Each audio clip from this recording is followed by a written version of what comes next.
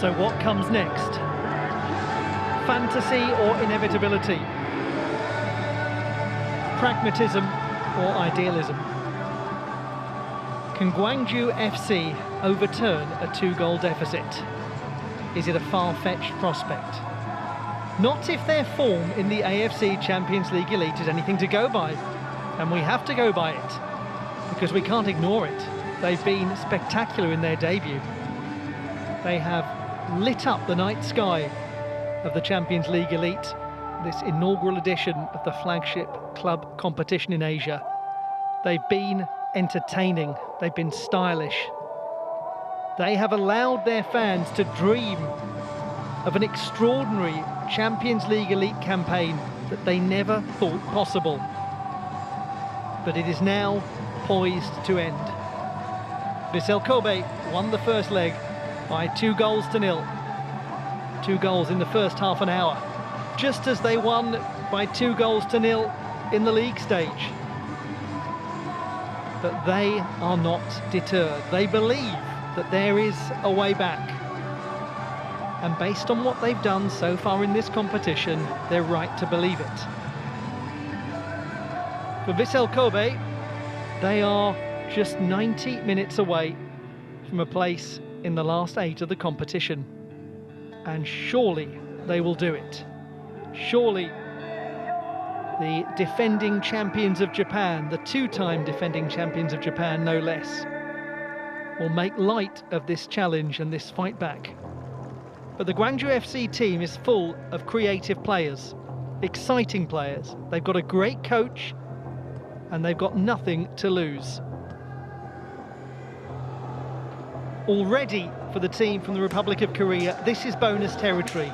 They've done better than anyone thought would happen. But you know what? Their supporters are not quite ready for the dream to end yet. They're not ready to wake up. But they were given a reality check. The dream came close to a nightmare a week ago against Vissel Kobe in Japan. So I return to my question at the start, and I ask you, watching wherever you're watching from, what your head and your heart say. And are they in agreement? Do you believe that Gwangju FC can make a comeback from 2 goals down? Or do you think this is simply a lap of honour for Vissel Kobe? The early stages of the contest are likely to be crucial. An early goal for Gwangju FC and the entire mood changes. And he might be able to do it. Jasir Hassani. He's done it already on many occasions in the Champions League Elite, including a hat-trick against the Marinos and a goal against Kawasaki Frontale. So Japanese football fans know all too well just how good he is.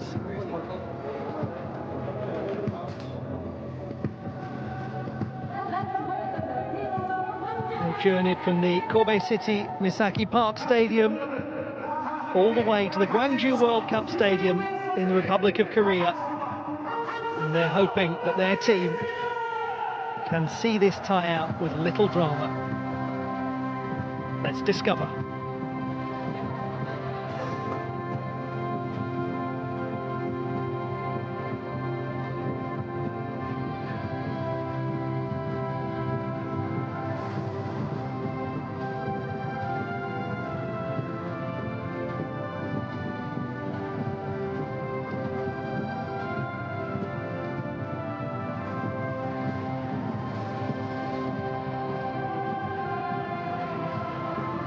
Last moments of calm before the contest begins.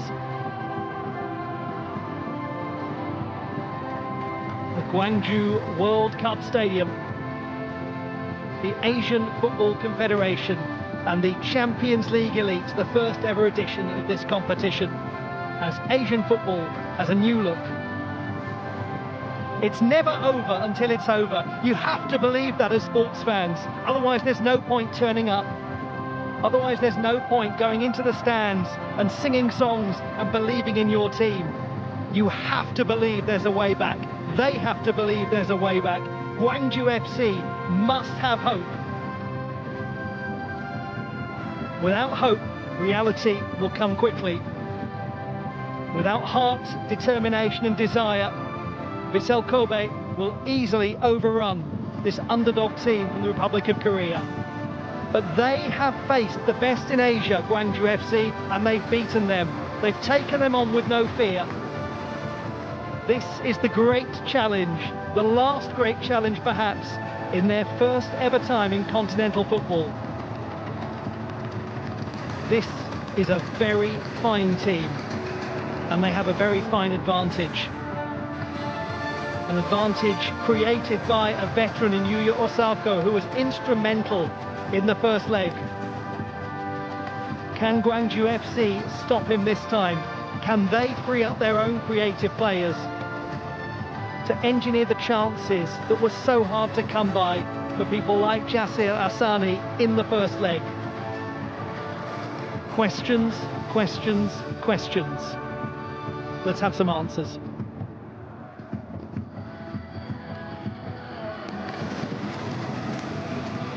The captains leading their teammates down the line and leading them, they hope, into the quarter-final stage of the AFC Champions League Elite.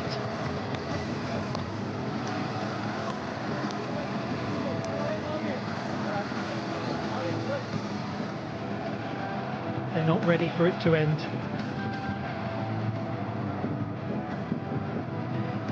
Two changes have been made to the starting 11 from the first leg by Lee Jung-hyuk. Number 2, Cho Song-kwon, comes into the defence, and number 77, Oh Hoo-sung, does the same in midfield.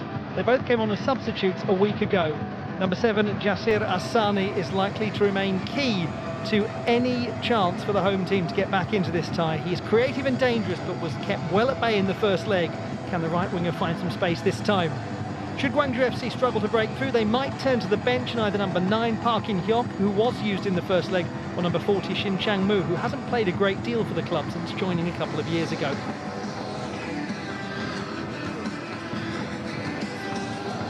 Abdulrahman Al-Jassim, 37-year-old, who's refereed at the FIFA World Cup, is in charge.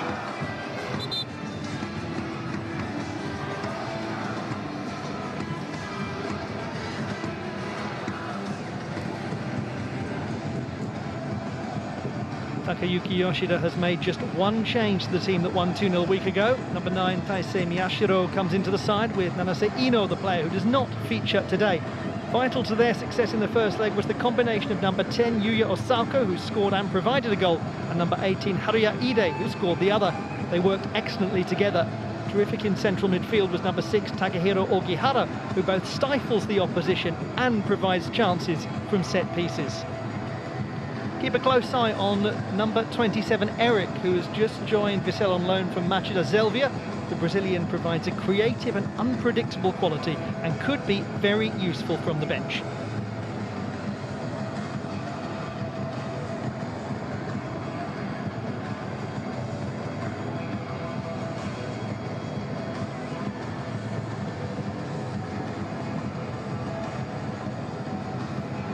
So what's it going to be for Gwangju FC?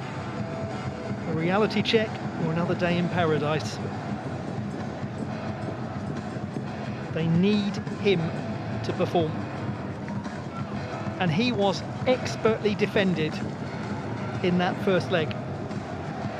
Vissel Kobe did not allow Jasir Asani to turn inside to get the ball onto his left foot and to play in that way that is so important to the success of Gwangju FC. Ladies and gentlemen, the moment we've been waiting for. Let the countdown begin. 5, 4, 3, 2, 1. The very warmest of welcomes to you indeed. Wherever you're watching the action from, this is the AFC Champions League Elite. The setting is the Gwangju World Cup Stadium, and it's the round of 16. This is the second leg between home team Gwangju FC of the Republic of Korea and Vissel Kobe of Japan. And Vissel Kobe won the first leg 2-0, putting a lot of pressure on Lee Jung-hyo's team today. But this is a clever coach with some creative and exciting players.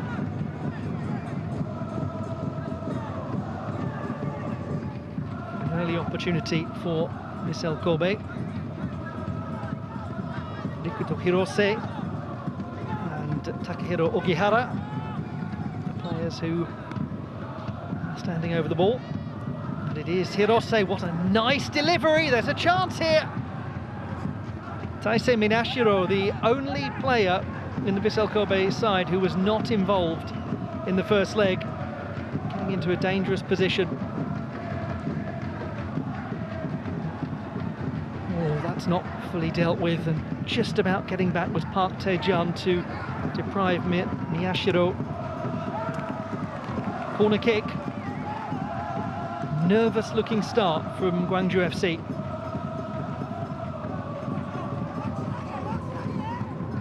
Takayuki Yoshida, 47, 2 years younger than his opposite number.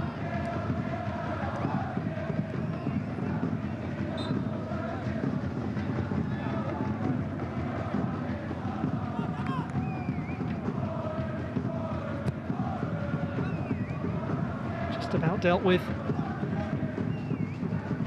He's the Brazilian striker for Gwangju FC, 32-year-old from the rural north of Brazil, capital Poço.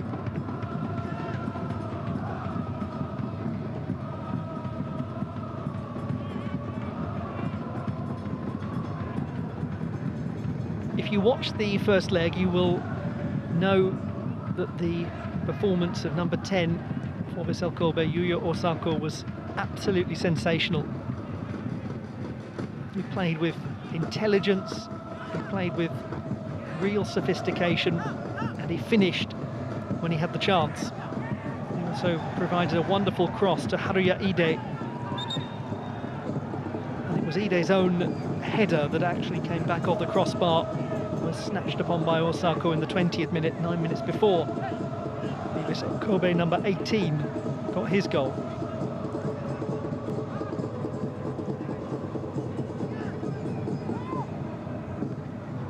Number 2, Cho Song-kwon, is one of 2 changes made by Lee Jung-hyo. The other is Oh Woo-sung, wearing number 77. They did both feature as substitutes in the first leg.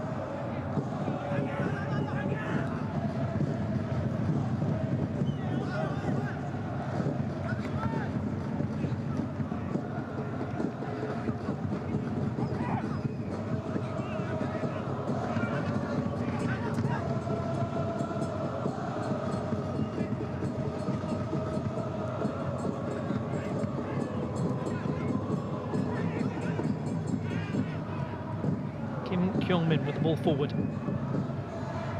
Both the goalkeepers very experienced. Kim is 33. Come back to that in a moment, because there's a play down from Vissel Kobe and the ball played into Oh Woo-sung.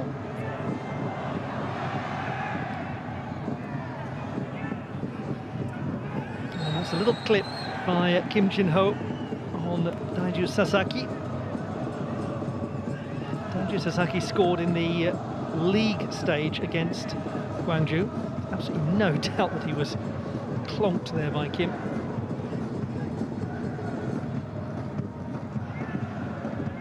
Kim Jin-ho, a 25-year-old who joined the club in January from Gangwon after 2 years in the first team.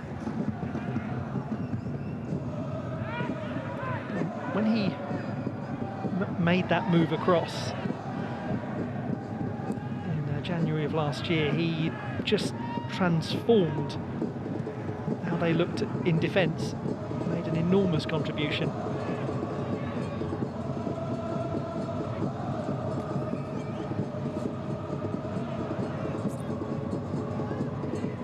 Here is Oh Woo-sung, who scored against the Marinos in the very first match that Gwangju FC played in the AFC Champions League.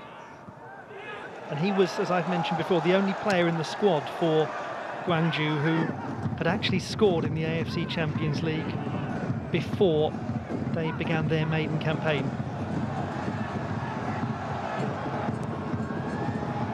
Should be the goalkeeper's. He's lost it completely, and it's a great opportunity for Owosong, stopped by Maekawa, who got back into position. That looked as though Daya Maekawa was going to claim it without too much issue. The trickier bit, the save, was done really well.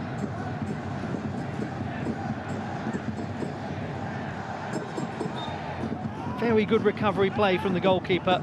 Maybe Rikuto Hirose and he impeded each other. But that will lift Gwangju FC, as will this if they can put it in. Oh, what a stop from Maekawa! That is a stunning piece of reaction play. Goodness me, he must have had almost no visibility of that ball. It's Hayes, the Brazilian, who hits it.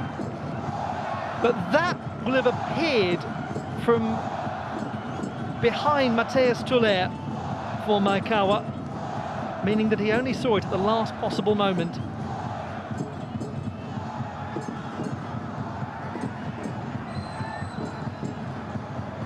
But already, Gwangju FC have engineered more chances and have put more pressure on Daya Maekawa than they did in the entirety of the first leg.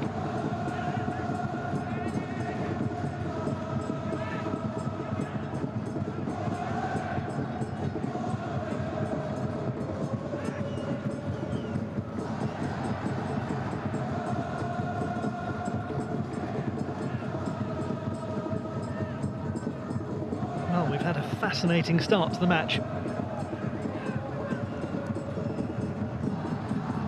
Half chance for Vissel Kobe and then two very clear chances for Gwangju FC.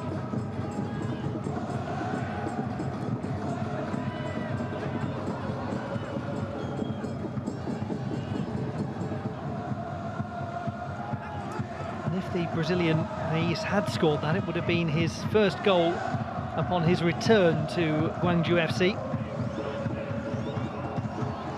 He had a very good spell at the club 2021 to 2022. Then went to Jeju United. Fell by Lee Kang-hyun.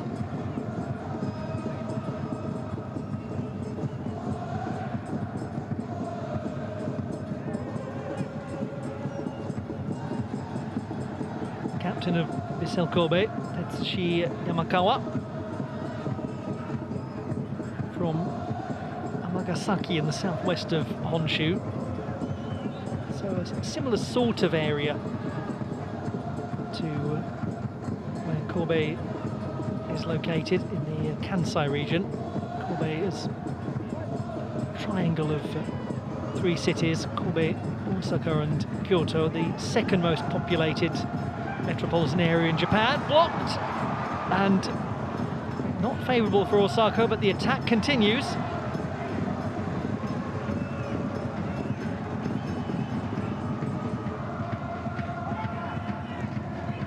Osaka should be easy for Kim Kyung-min.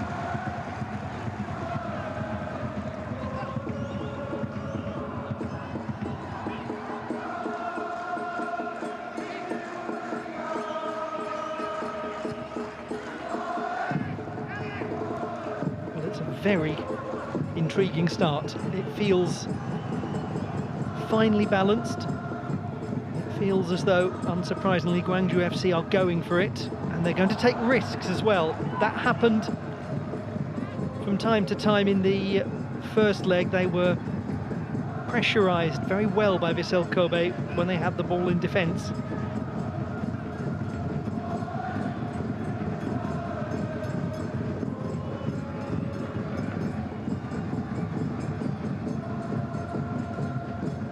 Jung Hyo is a very interesting coach. He likes strongly attacking game.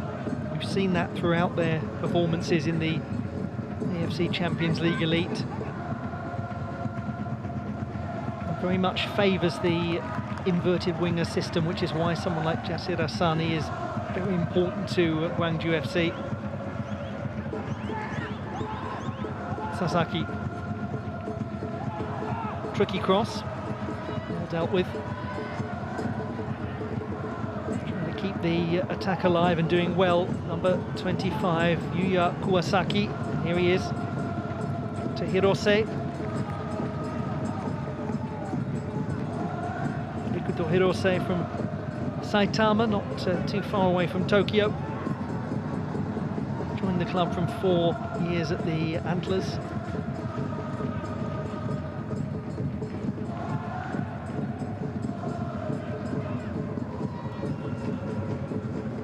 He did actually play for the first time in the AFC Champions League for the Antlers in 2020. Otherwise, all of his appearances have been this season for Vissel Kobe.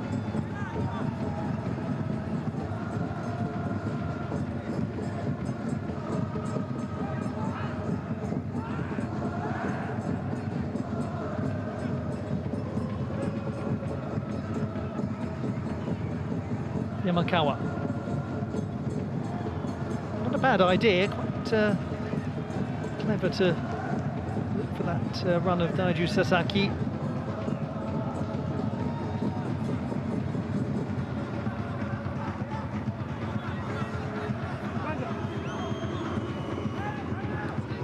Back to Hirose. Partially closed down, but he still managed to create the chance. Ide certainly used his hand.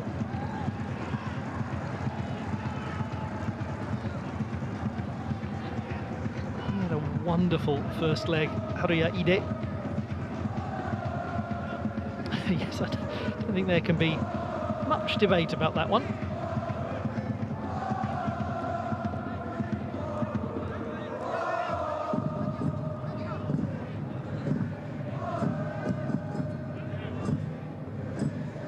I think one of the really interesting things about Haruya Ide as a player is that he's worked very hard and waited very patiently for a big opportunity in continental football and indeed in the Japanese top flight. In his first 200 appearances in the league in Japan, only 9 of them were in J1. That's the goalkeepers more comfortably this time.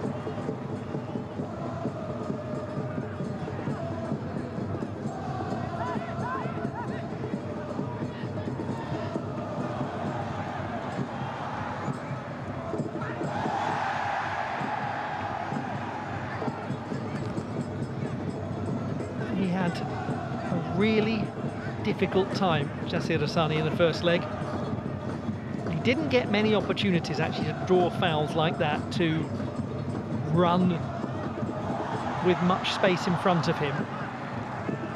What the Vissel Kobe defence did really well was to keep him restricted and push him down the right wing, not allowing him a path to cut inside and be more centrally located to shoot with his left foot. He does love to hit the ball from the outside of the area.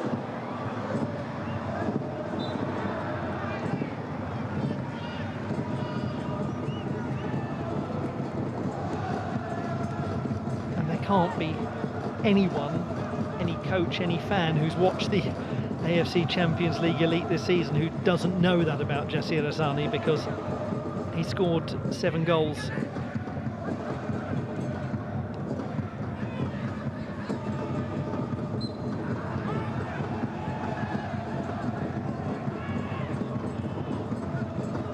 was obviously going to be vital to the success of Vissel Kobe in this tie to have a very concrete strategy for dealing with Hassani.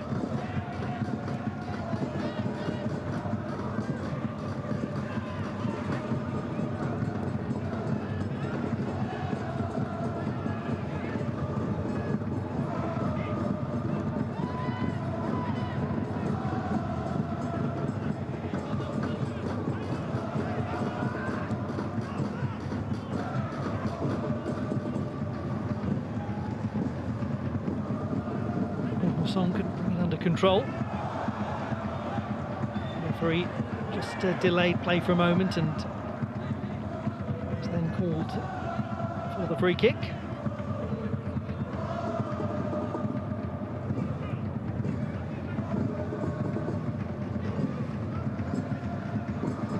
Given against Haruyaide.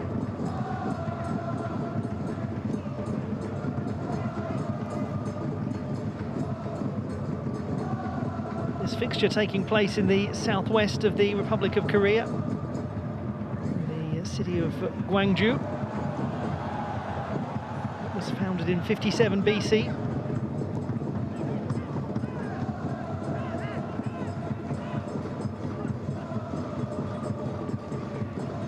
More recently, the entire city's identity was changed by the establishment of a railway to Seoul.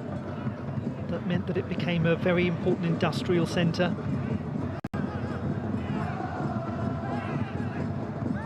Particularly had an important role to play in the automotive industry.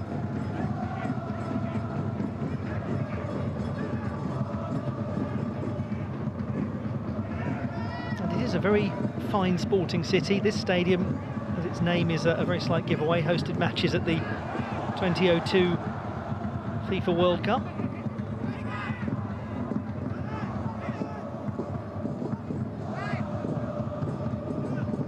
They've also held the 2015 World University Games here. The World Aquatics Championships were here in 2019. Foul on Hayes. And a yellow card to a disagreeing Yuya Kuwasaki. Not entirely sure what he's disagreeing with.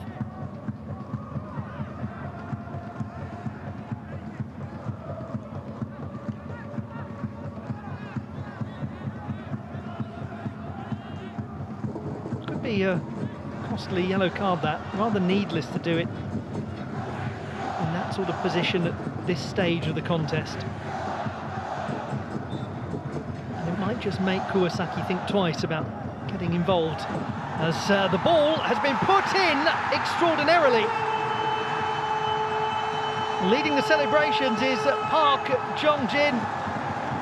That is exactly the early goal that Gwangju FC needed, and there is a transformation in this tie. It's Gwangju FC 1, Vissel Kobe 0. In from Park Tae-jun, and it was indeed Park Jong-jin. I just wondered if it came off Osako. Let's have a look here. No, it is completely Park Jong-jin's touch. That's an extraordinary piece of direction of the ball. That is one of those headed goals that probably 49 out of 50 times doesn't find the target, but he was spot on there.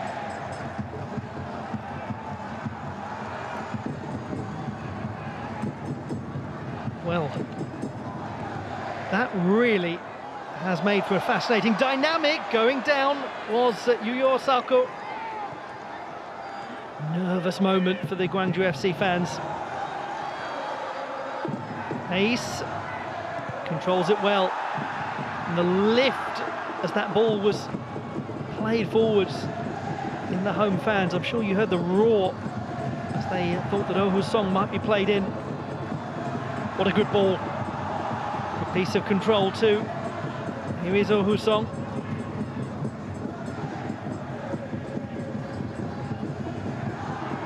Right idea to look for Hayes.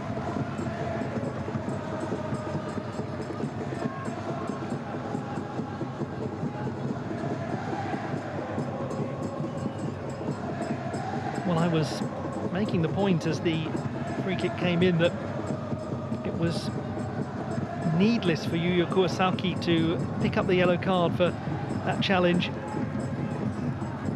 And now it's become even more costly a decision.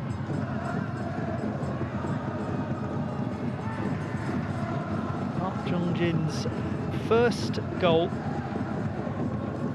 for Gwangju FC in the AFC Champions League, but he did score in December of 2020 for Ulsan. He was part of the team that won the AFC Champions League. He's just recently joined the club from 2 years at Seoul Eland.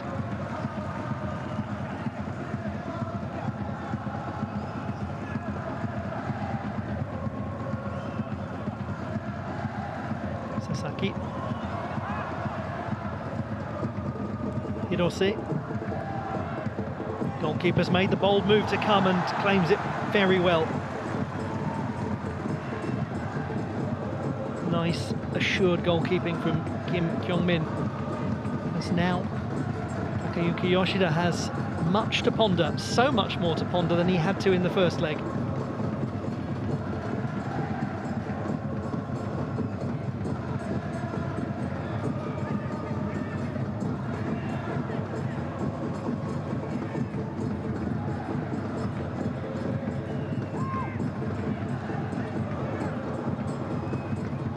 That's nicely played out of defence, really well worked. The space is there for Park Tae-jun. He finds Oh Hoo-song. Suddenly, Gwangju FC look like Gwangju FC. They didn't in the first leg. Hayes holds on to it well. Kim Jin-ho. A missed kick, but it sort of worked out. Well, there was a Gwangju FC player who was being unintentionally marked by Abdul Rahman Al Jassim for a moment. That ball didn't travel to where anyone was expecting it to.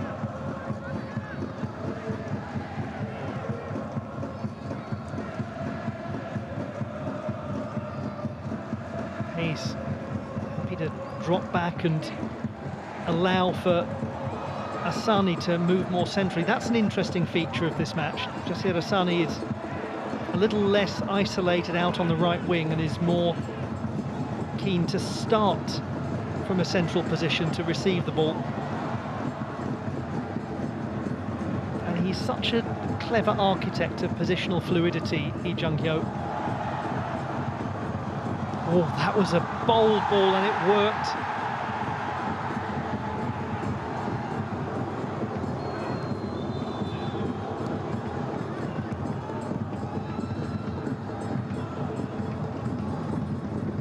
Absolutely no contesting that foul by Matthias Tuller.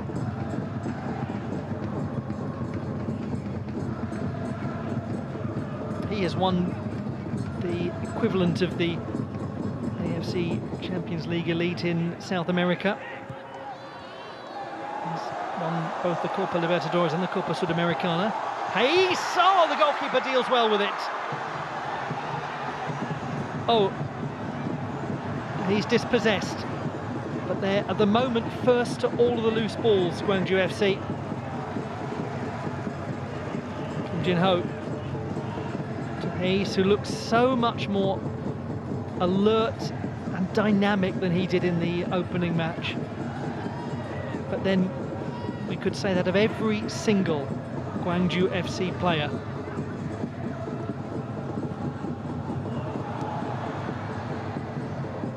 What they have to avoid is needless risk. It's that fine balancing act. Ide, covered well by Cho Song-kwon, the player brought into the defence. It's one of those two changes made by Lee Jung-hyo. And there's the change made by Takayuki Yoshida to bring Taisei Miyashiro into the team, wearing number 9.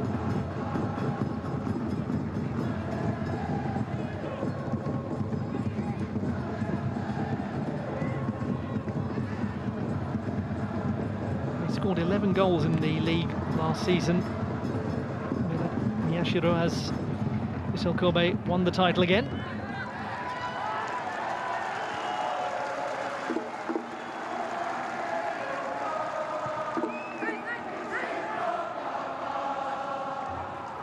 We are beyond the halfway stage of the first half, and we have very much a lively contest now. Gwangju FC with the lion's share of the ball. And Vissel Kobe, yes, exactly as Miyashiro is urging calm, they look a little on the nervous side.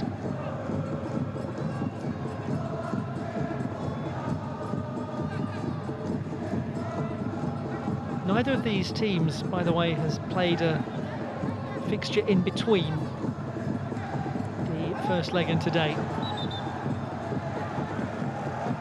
So they really have had time just to get ready for this.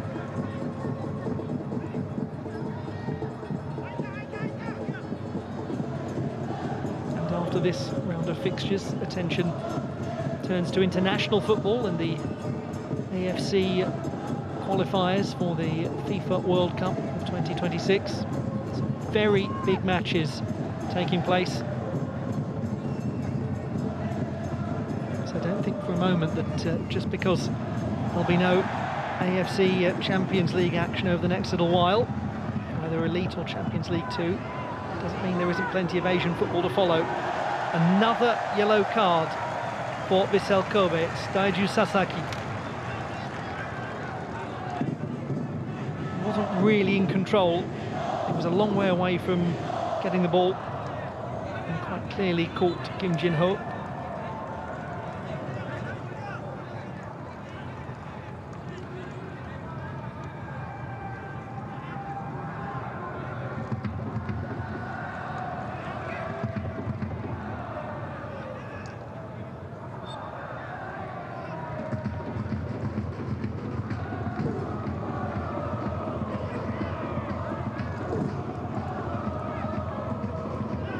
Min. He knows that he's going to have to use the ball really effectively with his feet to build up these Gwangju FC attacks, and so far they're building up their attacks from the back a lot more effectively than they were in the opening match. Obviously worked on how to break through the Vissel Kobe attack as they try to win the ball back quickly.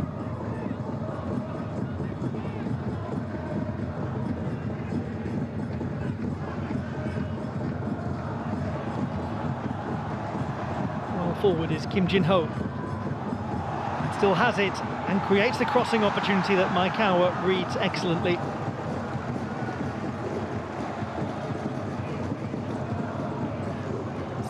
He must be very encouraged with this beginning.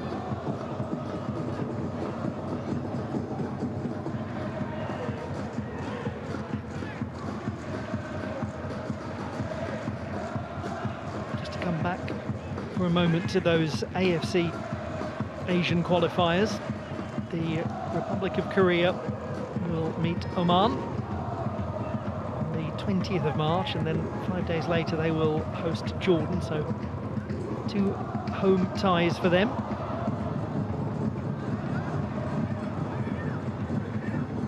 The Republic of Korea currently at the top of Group B with 14 points from 6 matches, 4 wins, 2 draws.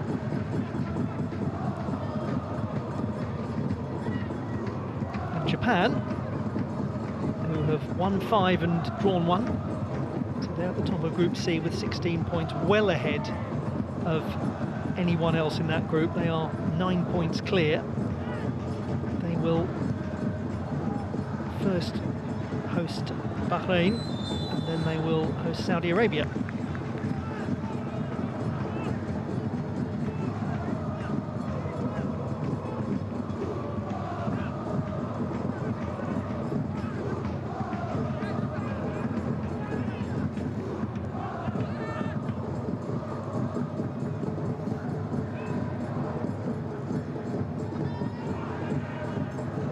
Quickly on by Hirose, he's done very well, as has Sasaki. That's a really lovely piece of link-up play between the two of them, and a little space has emerged. The idea was sound, execution not quite. He has seen a fair amount of the ball, Taisei Miyashiro.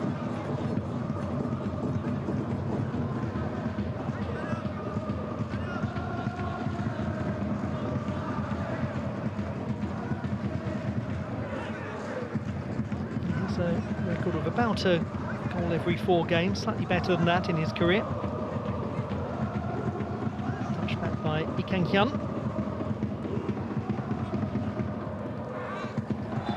Another foul on Kim Jin-ho by the already cautioned Daiju Sasaki.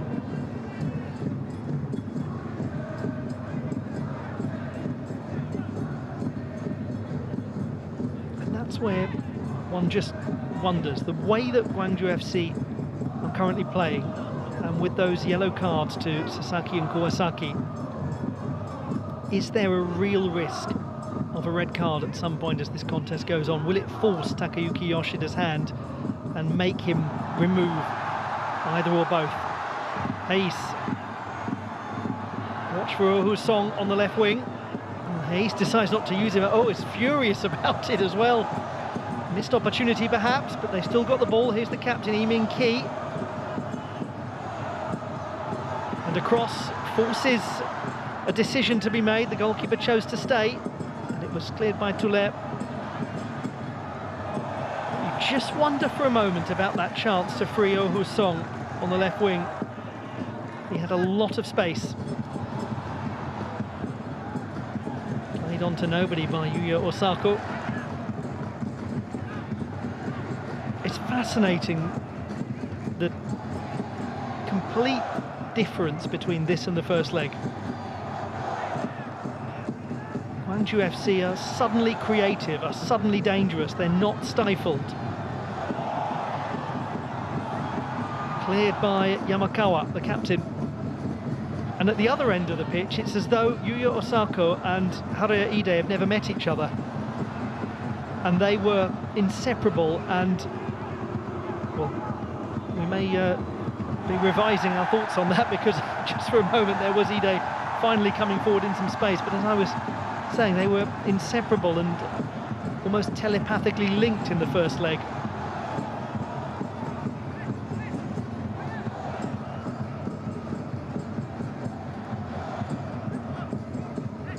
And everything that one knows about the scholarship of head coach Lee Jung-hyo means that this isn't really a surprise, that he's worked out what to do.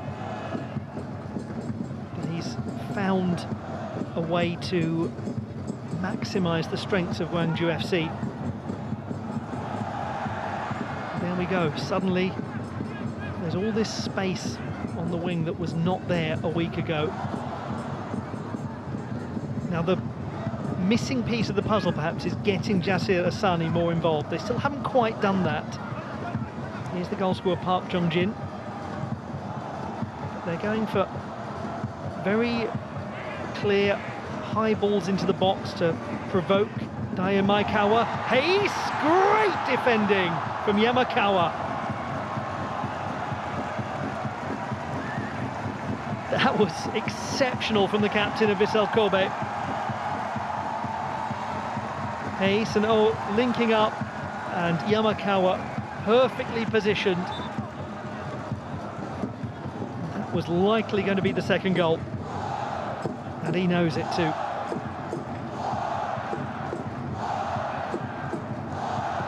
They must be desperate just to get to half-time at the moment, Vissel Kobe. Lee Kang-hyun rescues it. Lee Min-ki loses it. Vissel Kobe have just for a moment a chance to breathe, but it doesn't last long. Park Tae-jung, gosh, this is impressive from Gwangju FC. Hayes, now he does find Oh Song, chance to cross, and there's that man, Yamakawa again. But they're enjoying themselves, the home team, as are the home fans, as I'm sure you watching this, unless you're a Vissel Kobe fan.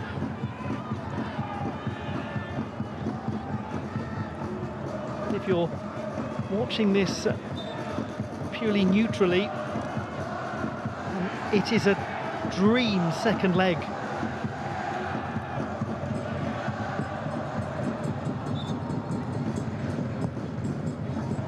Corner kick to Lee Kang-hyun. No harm done.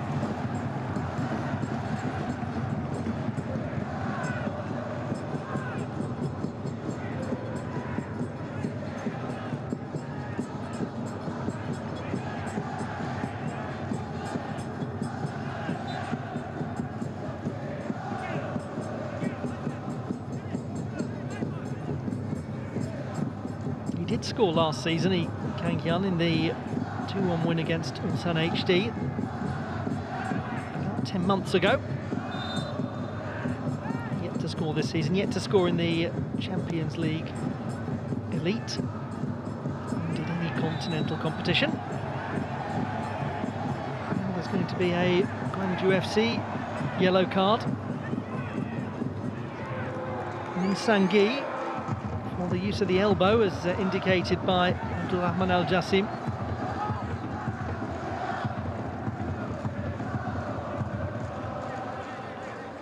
Well, he looked very surprised by it. His argument, clearly, that he didn't make any deliberate contact. He didn't seem to hugely motion his arm back.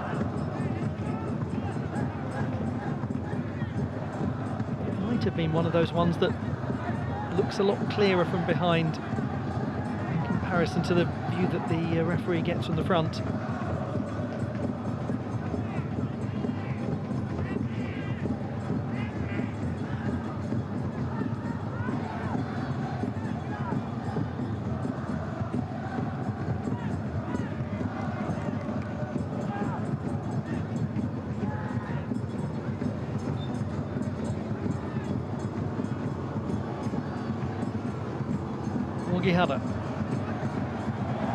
That's a good piece of decision making, just to let that run behind.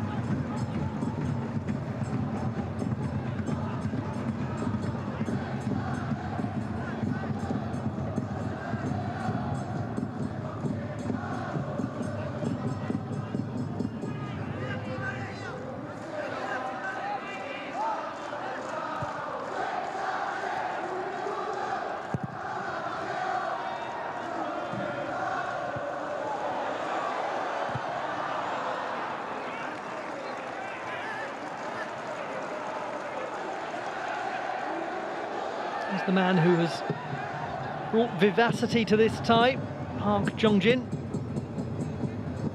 A second career AFC Champions League goal. First for his new club.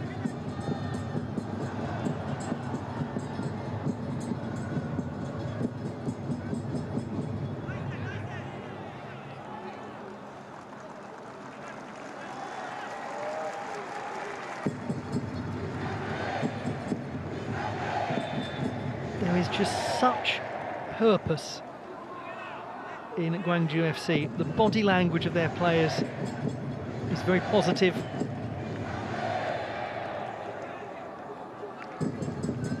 The support coming from the stands surely is enormously helpful. Just a great energy to the home side, courtesy of Park Jong-jin's 18th minute goal.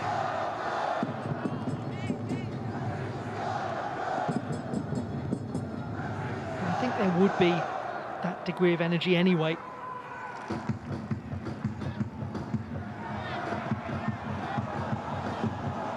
Oh, tried to dance his way through.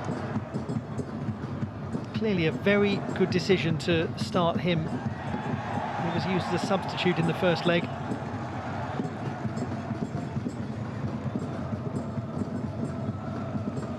What will be interesting to see is if and when he deploys Park In-hyuk, the number 9, who has only recently joined the club.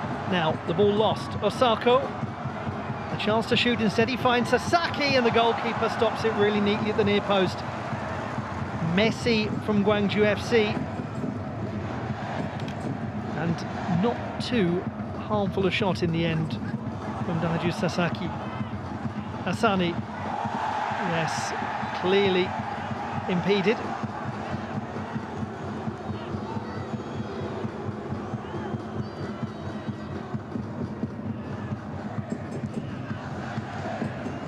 But as I was mentioning earlier, Park In-hyuk, whether he will be used at some point by Lee Jung-hyo, because he did make an impact of sorts in the first leg when he came on as a half-time substitute.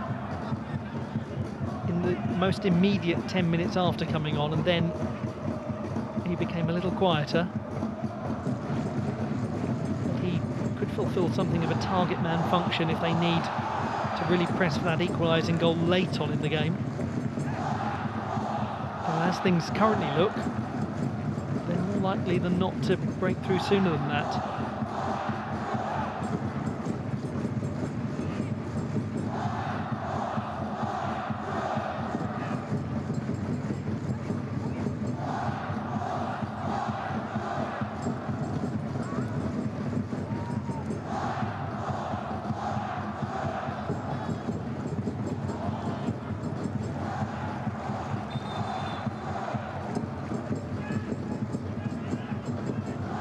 Five or so minutes until half-time. I imagine there won't be an enormous amount of additional time. One imagines that Gwangju FC would quite like to keep playing as long as possible because they've got the momentum at the moment. He's had a good game.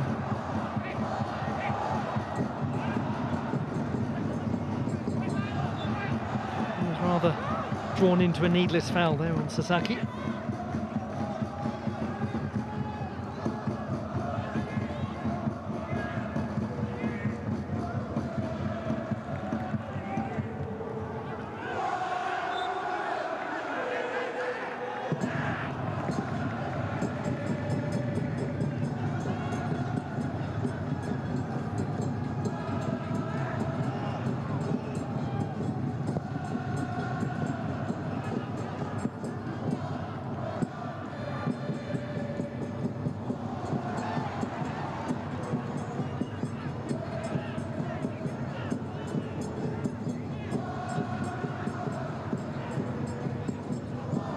Song tried to get Hayes involved, and to the Brazilians' frustration, the decision's gone in the direction of Vissel Kobe.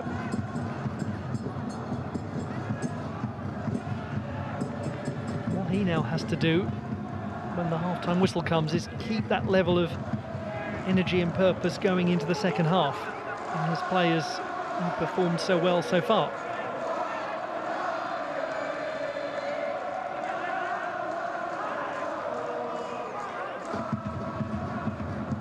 Very keen to keep the pace of the game going.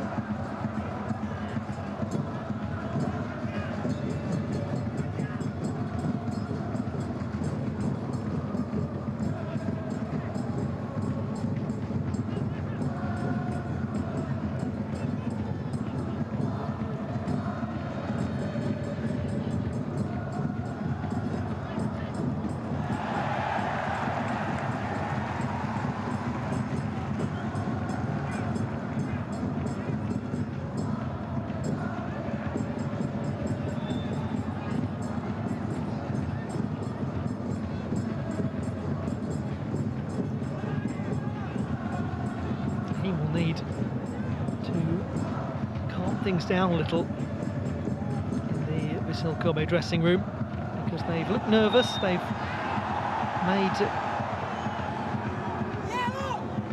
far less use of the ball than they did in the first leg.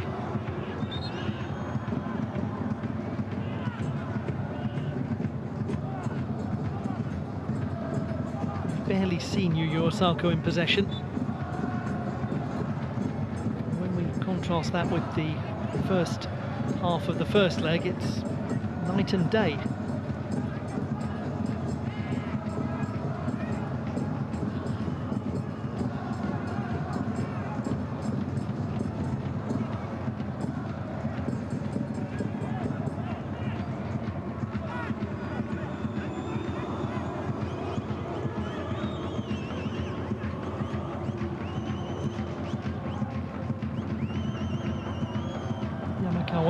That's really nicely done by Hayes.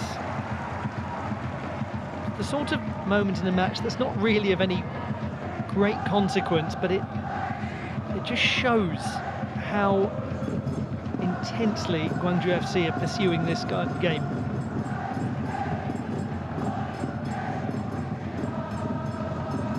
Osako trying to hold on to it. He does well, actually, very well. Sasaki, and he thought he was fouled. One back well and then lost by Gwangju FC, and then one back. Can they be more sensible with the ball now? 3 additional minutes to be played.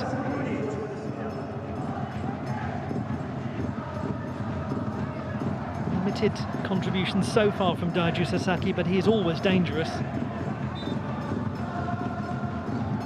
Hirose touched behind. And just imagine if Vissel Kobe can get a goal that really would be so strongly against the run of play now.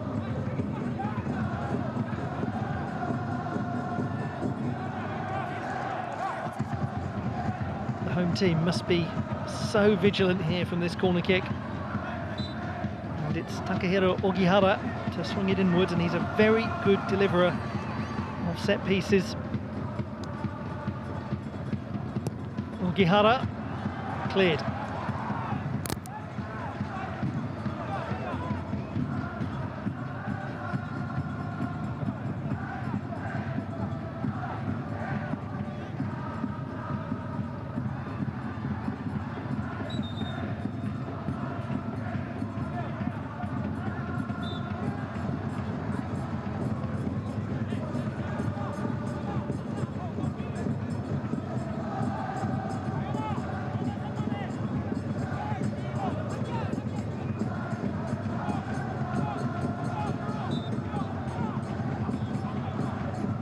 Hirose with the throw. A little touch on, finds Osako, but not in the most central of positions. Asani trying to create some space and doing so really well. Just lost that immediate opportunity to get the ball forwards. He maybe held on to it for a little too long. He was certainly guilty of that in the first leg. Asani plays it quickly to Hayes, and Hayes overhits it. Last moments of the first half. Offside given against Osako, who got involved for the first time in a little while.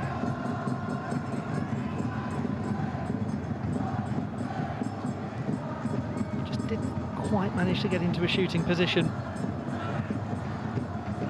Songwon. Now it's with Park Tae-jun as time is running out for Gwangju FC to create one last chance in this half, but they'll feel they've got plenty of time to secure the second goal.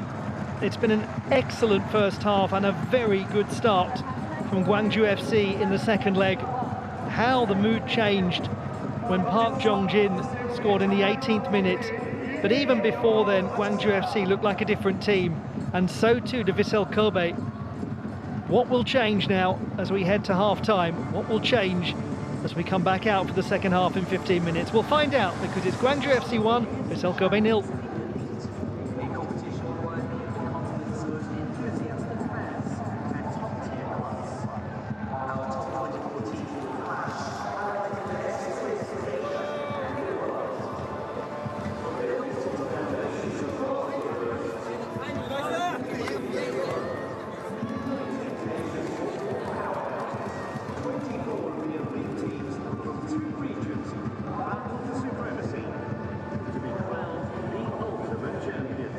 AFC Champions League Elite. Now let us turn our attention to the AFC Champions League 2. This battle offers a grueling stage for established clubs to battle for a coveted title with a pathway to excellence in Asian club football. Get ready for electrifying matches and fierce competition where every victory paves the way to unimaginable heights. This is the AFC Champions League 2. Away to the top, rivalries are born, new heroes emerge, paving the way to glory. 32 clubs battle it out from across Asia. AFC Champions League 2. Now we introduce the AFC Champions League. This battle serves as a launchpad for budding stars to shine on the continental club stage. Witness the passion, the grit, and the raw talent of 20 aspiring teams representing the vibrant tapestry of Asian football.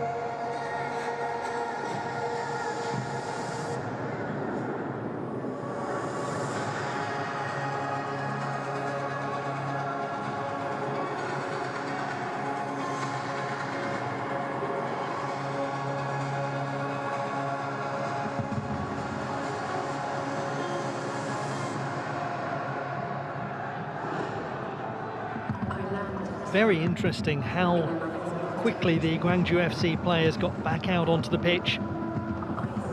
They've been huddled having a conversation for a couple of minutes now. The Vissel Kobe players, in a more fragmented fashion, making their way back out onto the field of play. We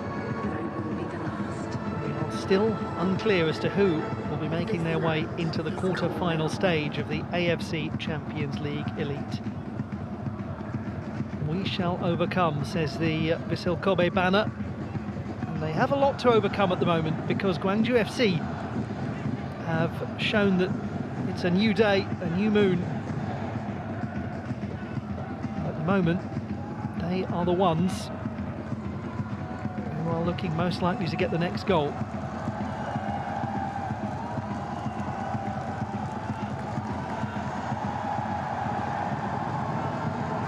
Now, it would be foolhardy to suggest that Vissel Kobe are anything other than still the favourites. But they have not been creative. They have been stifled as they stifled Gwangju FC in the first leg. It's an almost complete reversal. We've barely seen Yuya Osako, Haruya Ide. We've seen a little more of him, Jasir Asani. Not a great deal, but a little more. We've heard a lot from them, as we always do. That has not changed. They've been as loud as ever, as supportive as ever. As have they. But they are nervous, there's no doubt about it, and they're right to be nervous.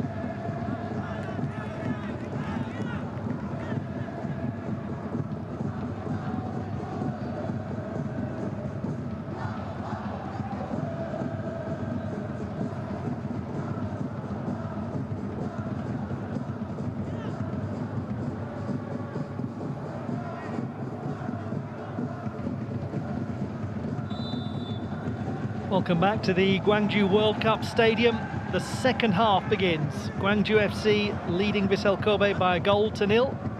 But Vissel Kobe ahead 2-1 on aggregate.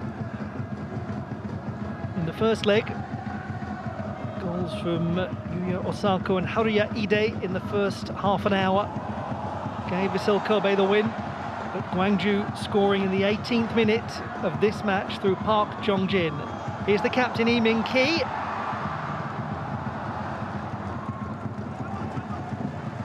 Really important that Gwangju FC start this second half with the positivity that they conducted the first half.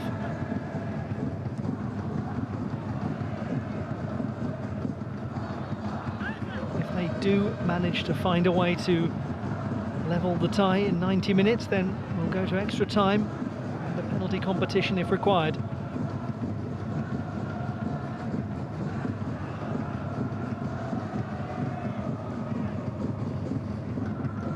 We are a long way from that degree of clarity yet.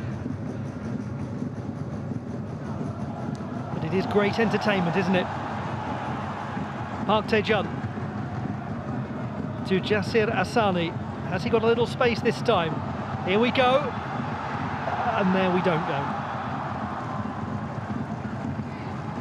But for the first time, he's managed to deliver his favoured move. Just not the full impact of it.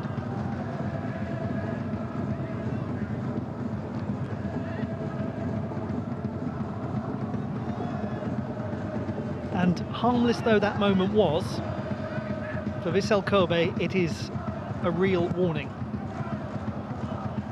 They cannot allow him to do that again.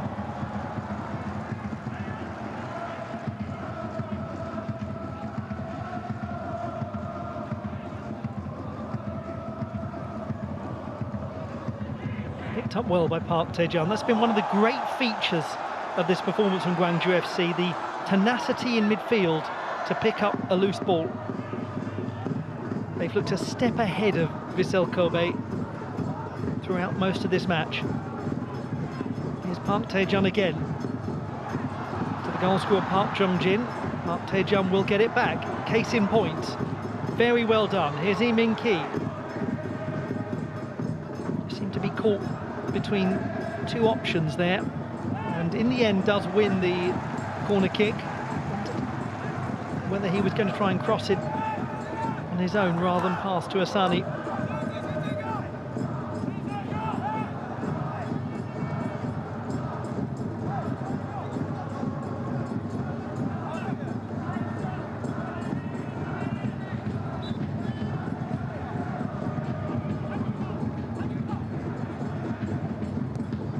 John goes short to Ohusong. From Ikang Hyun. Was a foul committed.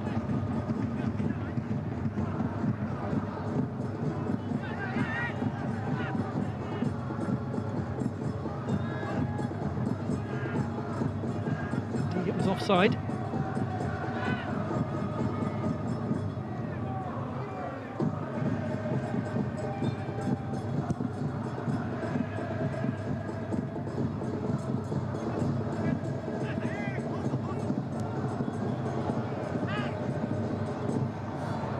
Ace, the idea was sound. He's going to get another chance. No foul. There's a liveliness to Hayes in this match. There was real sense of delight at his return to Gwangju FC at the start of the season, having scored 16 times in 69 matches in his first spell.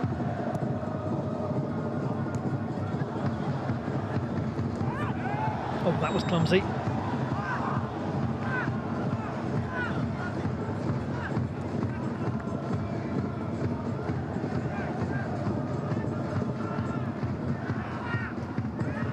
Wildness from Kim Jin-ho.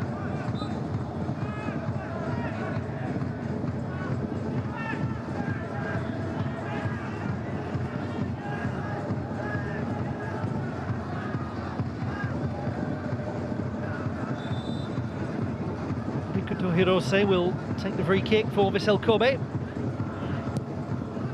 And Hirose's ball tried to find Osako, but the referee blows the whistle.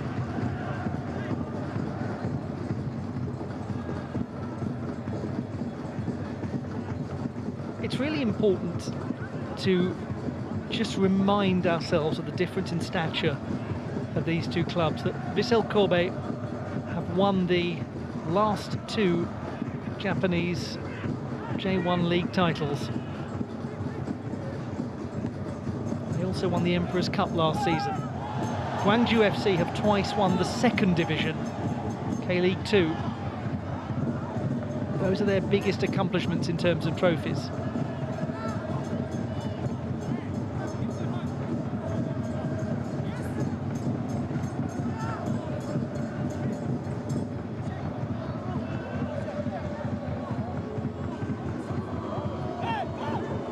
Vissel Kobe was founded as a club in 1966 as the Kawasaki Steel Soccer Club. Moved to Kobe in 1995. Gwangju FC only founded in December of 2010, only in the K-League from 2011. 3 times relegated from the top flight. Had that extraordinary 3-year spell where they finished 12th in K-League 1 in 2022, then won K-League 2 in 2023, and then finished 3rd in the top flight last year.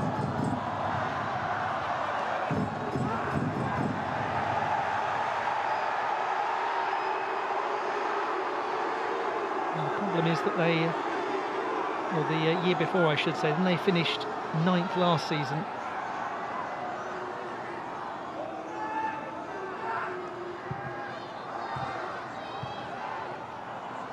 They are performing better domestically than Vissel Kobe at the moment.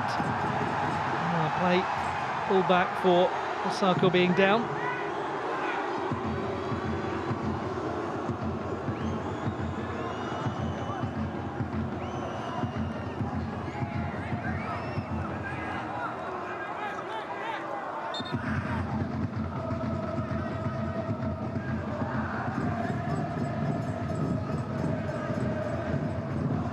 Done reasonably effectively, Vissel Kobe here, in terms of just stopping Gwangju FC at the start of the second half. Not necessarily creating anything, but impeding Gwangju FC's momentum a little. That might change here though. Park Jong-jin trying to link up with Hayes. It's played back to the goalkeeper, who had to use his feet. Some of the Gwangju FC players and quite a few of the spectators are thinking that there are some rather soft free kicks being given.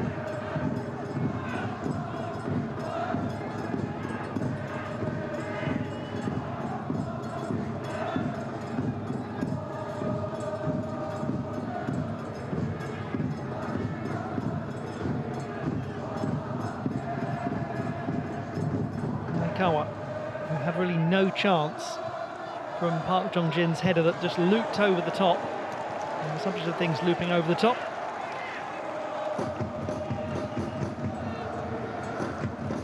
Takahiro Ogihara, who has only scored once for the club.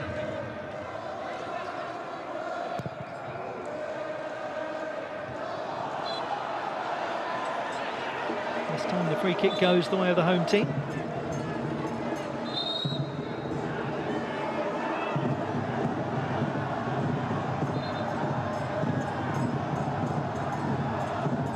It's all become a little stuttery as a match, and that will suit Vissel Kobe for the moment.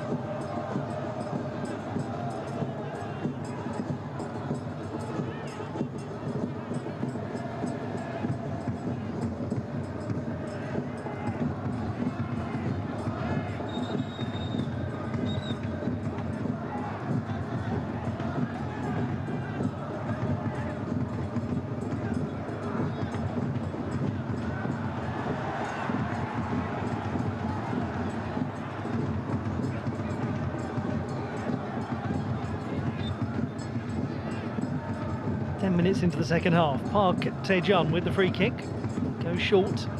We'll want it back. And we'll get it back. And we'll not make use of it.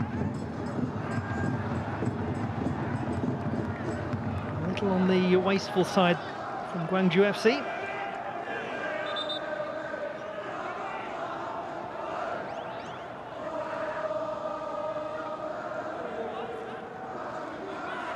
Now the change being made as Taisei Miyashiro, who was quite involved early on in the match, but then somewhat faded away, gives way to Yoshinori Muto.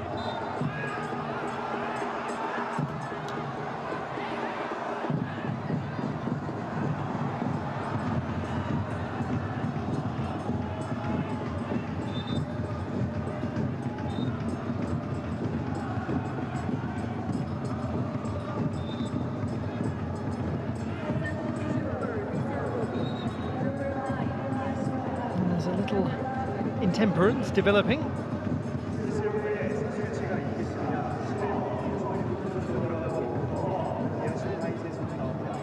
All of this making it difficult for Gwangju FC to get any rhythm to their play. They had such a sense of flow to their football in the first half.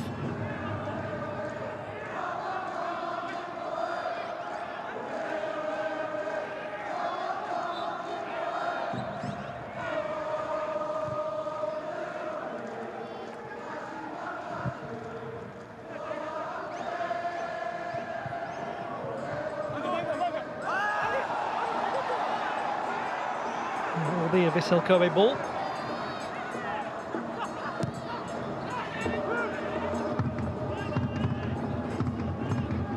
And number 55 for them, Takuya Iwanami, who's one of the very locally born players. Started his career at the club and then left for the Urawa Red Diamonds, including winning the AFC Champions League. As we have a look at the substitute Yoshinori Muto, who had a very strong season last year in J1. Scored 13 times in 37 games. His best goal-scoring season since actually his first year for FC Tokyo as a senior.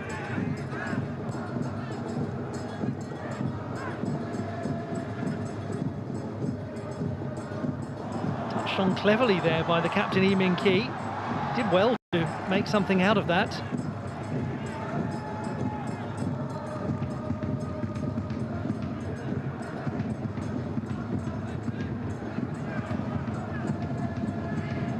The captain who spent his whole career at the club.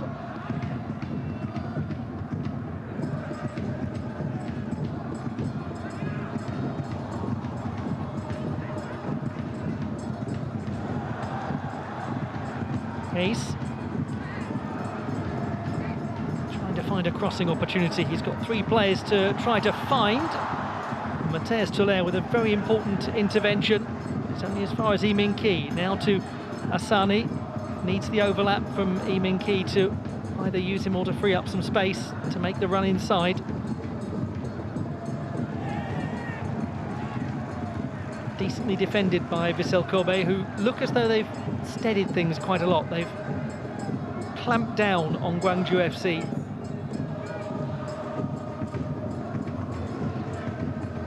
And that's why one feels it was so important for the team from the Republic of Korea to get that early goal and capitalise on the strong start they'd made. That's going to be a yellow card, and it's Ogihara. He's still got quite a lot of the game now to play in a very important central midfield role, where it's easy to imagine that he could pick up another card.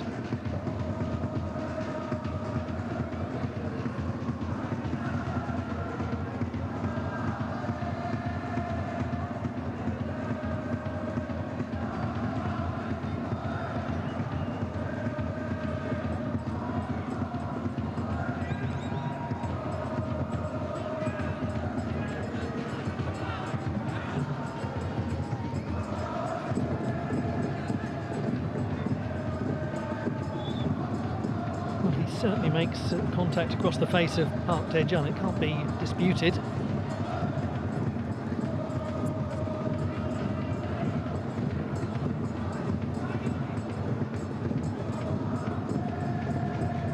The player who was fouled takes the free kick.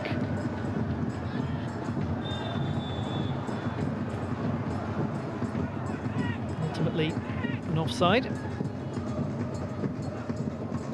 Last half an hour or so, unless Gwangju FC can find a way to send this contest into extra time.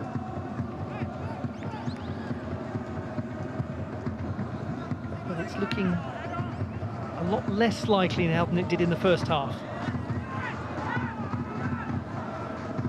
And this is what I was alluding to when I said that for Vissel Kobe it was just so necessary to get to half-time when that pressure was really increasing from Gwangju FC.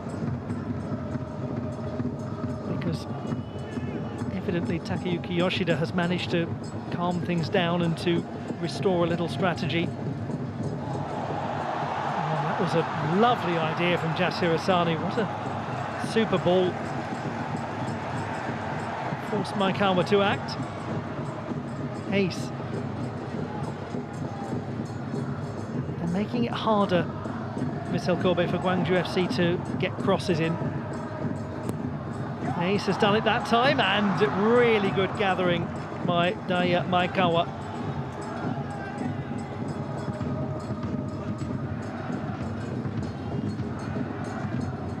He had to really work this ball in from the byline.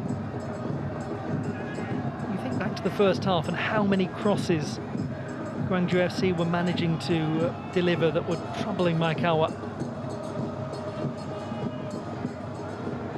Osaka just bullied off the ball very effectively. Love Jongjin.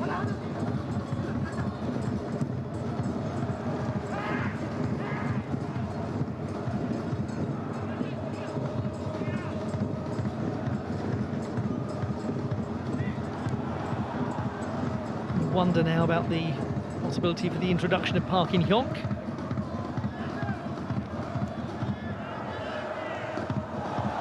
Given away, a problematic moment here, but not for long And a bit of a relief for Minsangi.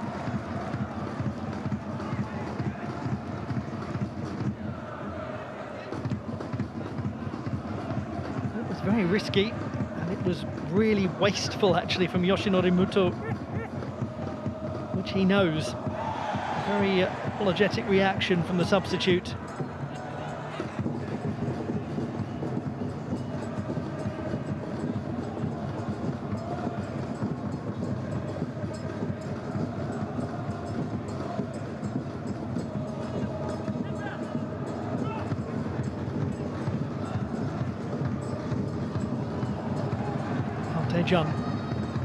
He's been really good at bridging the gap between defence and attack in this match. We'll get another opportunity here, Iminki.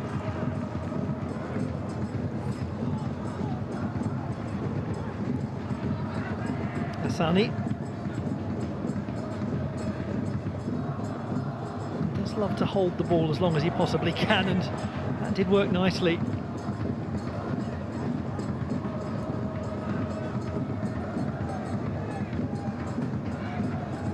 Been a little discussion going on as to the extent to which Jasir Asani will remain at Gwangju FC. How likely it is that he departs soon.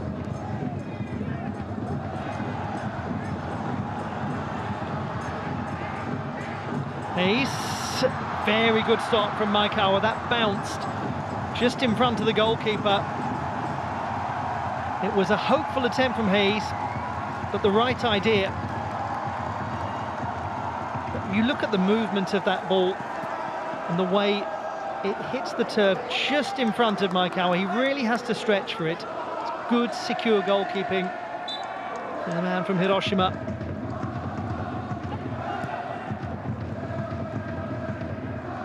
Over a song to Park Tae-jun.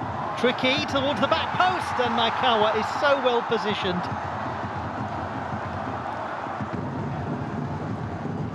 Nice goalkeeping again. More dangerous suddenly from Gwangju.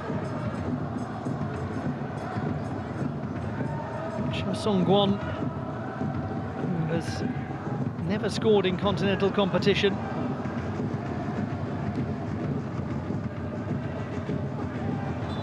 He's only ever scored one goal, full stop.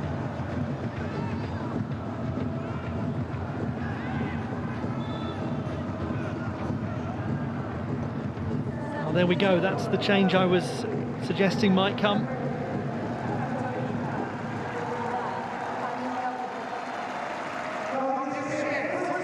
Well, a really important contribution from that gentleman, Park Jong-jin. He scored in the 18th minute. He now gives way to another attacker, Park In-hyuk, who came on at half-time in the first game. Now, Park In-hyuk has got a bit of a presence to him. Can play in a sort of target man style role.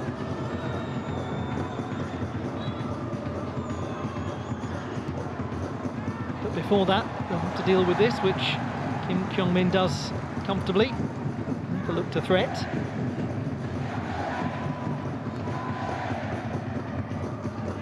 Park In-hyuk, who's just come on wearing number 9 for Gwangju, has got such an interesting story. He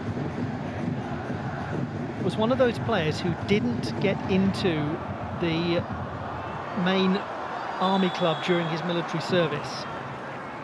There's only been one team for those doing their military service in professional football in the Republic of Korea since the police club disbanded in 2017, and so he had to play in the 4th tier while working full-time.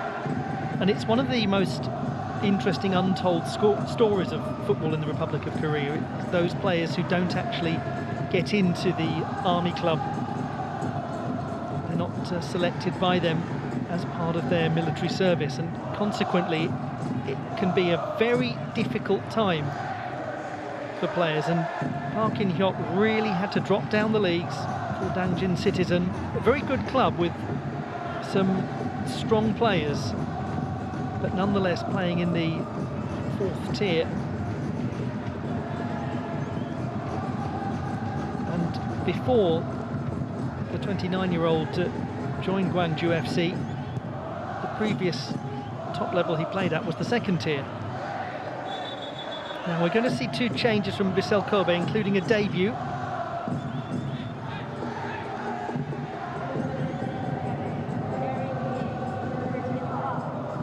Iriguchi coming on in the midfield, and Eric is making his first appearance for the Japanese team as we say goodbye to Haruya Ide.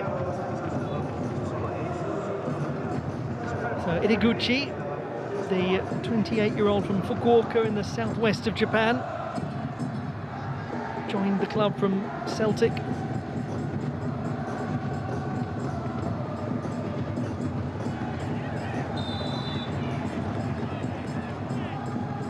Debut for the very experienced Brazilian Eric, who's on loan from Mazda Zelvia. Those of you who remember the wonderful title-winning campaign of the Yokohama F Marinos in 2019 under Ange Postecoglou will remember the impact of Eric when he joined the club midway through the campaign. Scored a very high number of goals in a small number of fixtures.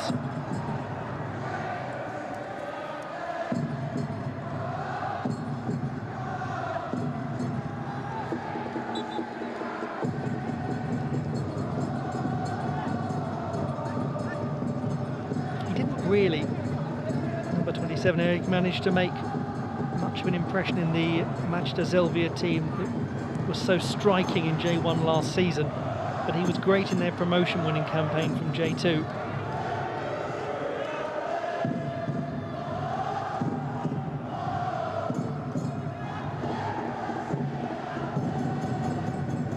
Kang-hyun plays it back.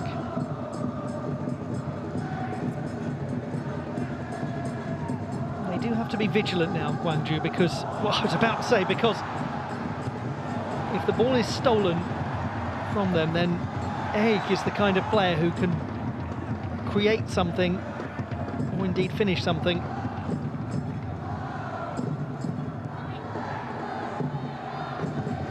He's one of those people who you never quite know what you're going to get from him, but it can be very much on the spectacular side, and that's what he'll try to do. He'll just run at the defenders and pressurise them, try to give them a little less time on the ball. Nearly.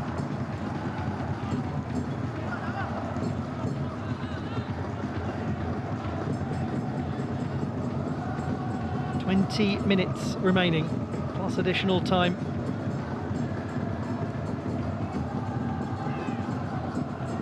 Tuller was hoping that he'd be fouled there because it was rather costly. Ball given away. Jasir Asani, he will obviously want to shoot from there. I'm not sure that his teammates all think that was the best option.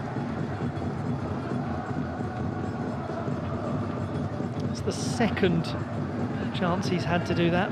Maybe took it a little early, aware of the players closing him down.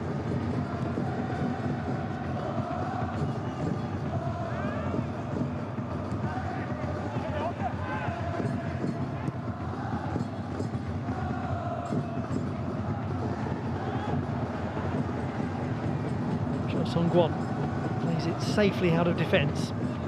Vissel Kobe immediately recover the ball. They're forced to go back to Daya Maikawa as we are nearing the conclusion of this second leg in the round of 16 of the inaugural AFC Champions League Elite. Rare chance for Vissel Kobe. Eric Muto, and well blocked by the captain Lee Min-ki. Gwangju FC holding on. Muto, once again the Brazilian Eric, gives it quickly to Osako, but nothing coming of it. Advantage played.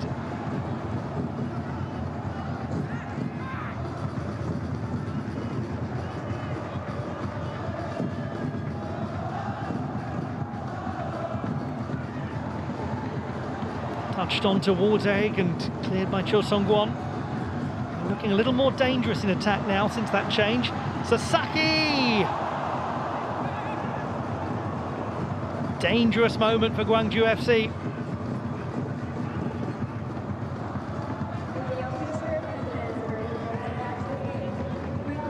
Not the easiest of angles, but not a bad effort at all.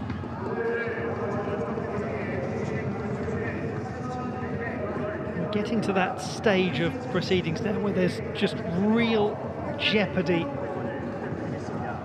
because Gwangju FC are going to have to really start to commit with more urgency. And Vissel Kobe will know that there will be opportunities to strike the decisive counterpunch.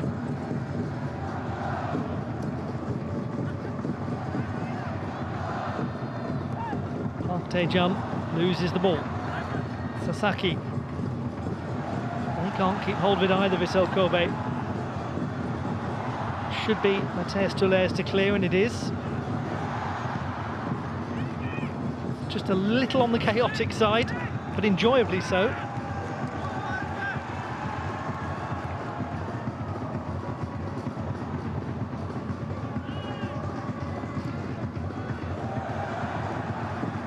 Quarter-final stage begins in April. So plenty of time between now and then to recover, reflect and to focus on the domestic campaign for whoever is victorious.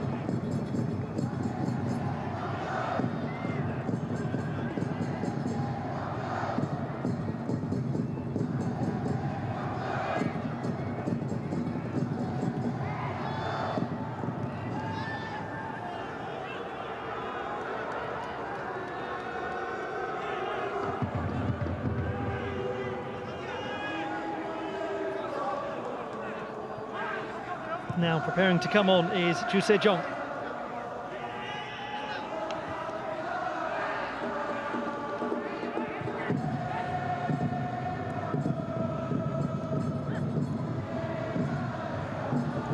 Park Tae-jun does very well. First time we've seen Park In-hyuk really get the ball. He makes use of it. Is this Gwangju FC's opportunity? Really well blocked.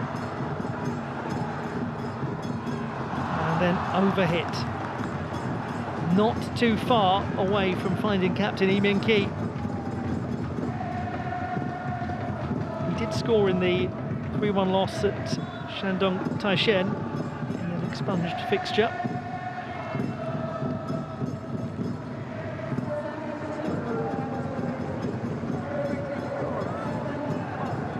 Lee Kang-hyun jogs off, and he sprints off. Gives his thanks to the crowd, and Ju Se-jong comes on, the 34-year-old. Joined the club from Daejeon. He has played in Japan, by the way, Ju Se-jong, for Gamba Osaka before his spell with Daejeon.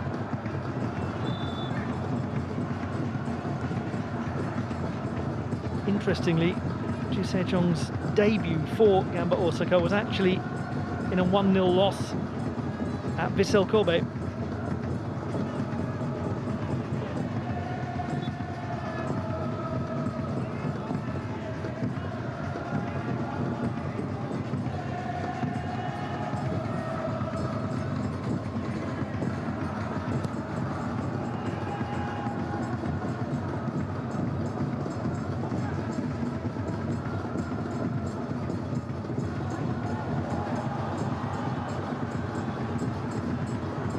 Ace trying to find Asani. The idea was sound, maybe just took a moment too long.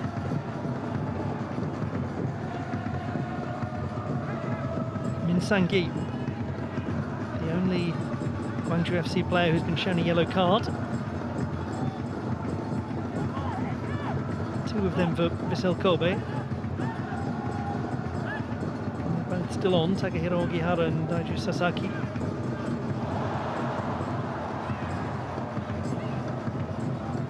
Tae-jun again. Lee Min-ki controls it well, and He plays it purposefully. Substitute Park In-hyuk. Back to Lee Min-ki.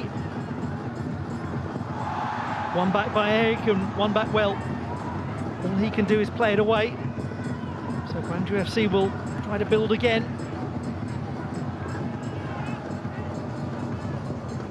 Can they construct an attack as purposefully as they did in the first half? It's a very hopeful attempt to win a free kick. That's a successful one.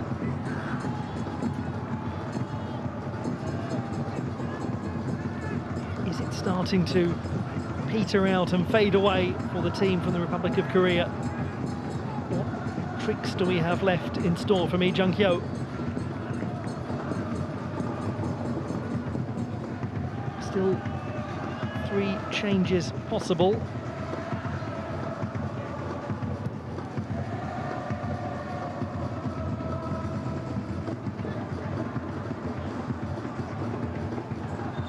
To win it back, and maybe a little fortunate as that ball was given away after the aforementioned good effort.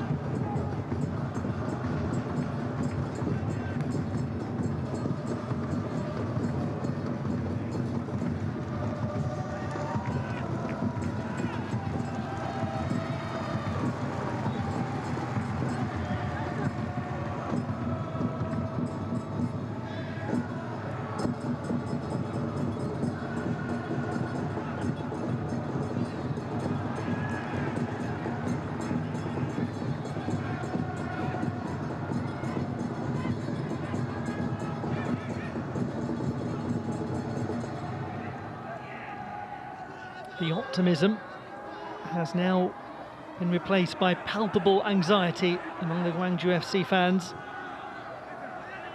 I don't think it's fair to say that the Vissel Kobe fans are more relaxed. They are still obviously very concerned. But it looked quite clear that Gwangju FC were going to push strongly for a second goal. Based on what we saw in the first half, it hasn't really materialised in quite that way. There have been a few chances, but they haven't managed to dominate as comprehensively as they did in the first half.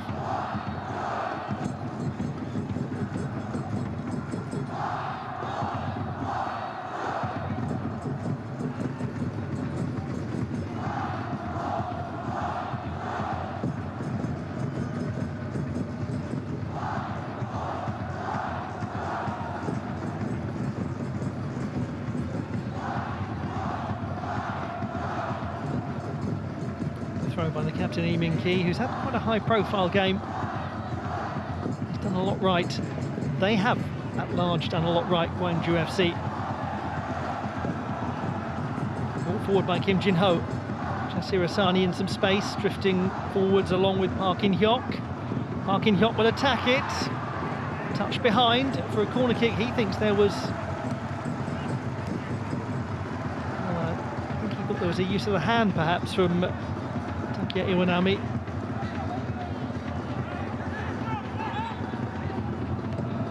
It did strike his arm, but not in a way that could be considered something that he could have prevented. Jose Jong will take the corner kick for Gwangju FC with time starting to run out.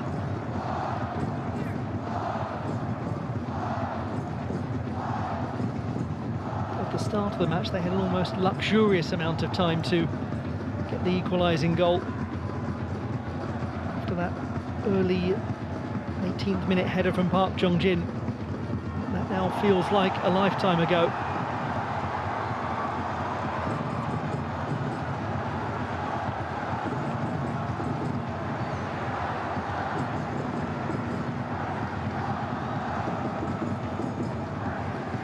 Well, this is very interesting. Abdurrahman Al-Jassim is actually going to scrutinise the ball hitting the arm of Takia Iwanami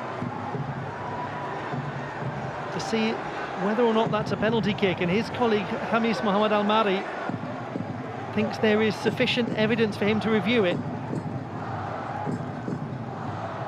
Well, it's interesting when you look at it from that angle. The arm is very outstretched. And maybe that is a lot more worrying than it initially seemed. When we first saw it, it was from a different angle. That one suggests that they're in real trouble here, Vissel Kobe.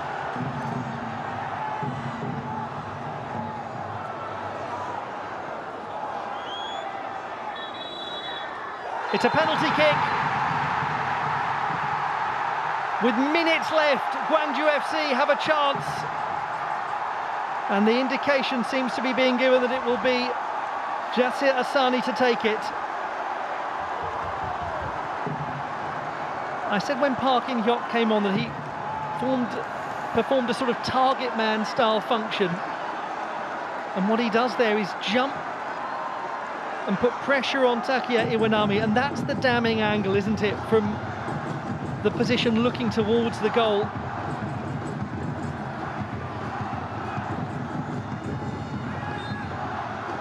Jasir Asani with the opportunity to make it level. What a penalty kick that was! Gwangju FC 2, Vissel Kobe 0. Enthralling. Just as time seemed to be running out, the team from the Republic of Korea are level on aggregate.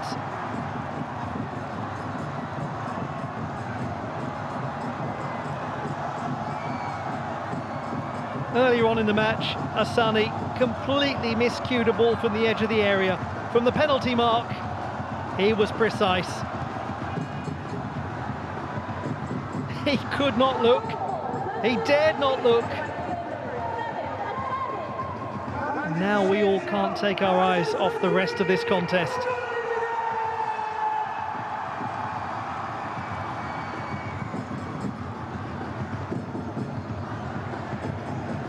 There will be Vissel Kobe fans who will feel that the decision was a harsh one.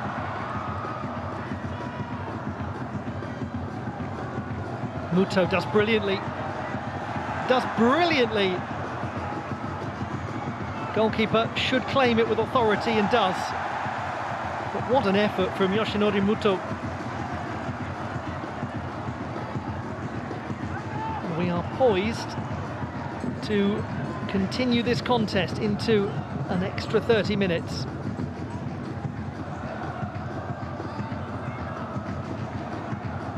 And now the interesting dilemma. Do you go for it with 5 or so minutes left? Or do you hold on knowing that you'll have 30 extra minutes where there's more margin for error? What would you do if you were Lee Jung-kyo?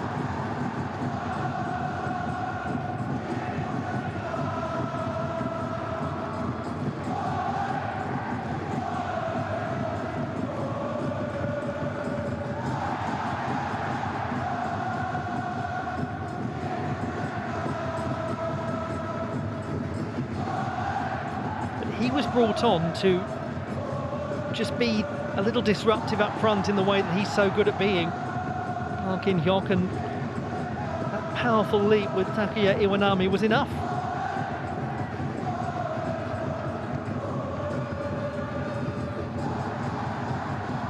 Well, they've got to be very vigilant here as Ideguchi strikes him. Oh no! That's extraordinary, but it's been ruled out. Oh my goodness, that would have been the cruelest of goals for Gwangju FC to concede. My word, Osako onto Ideguchi, and yes, it's a handball. That's a good bit of officiating. Sasaki with certainly a clear contact on the arm, and the rules are very unambiguous about any contact with the arm that leads to a goal. But that would have been absolutely brutal on Gwangju FC. No matter who you're supporting, you'd have to concede that.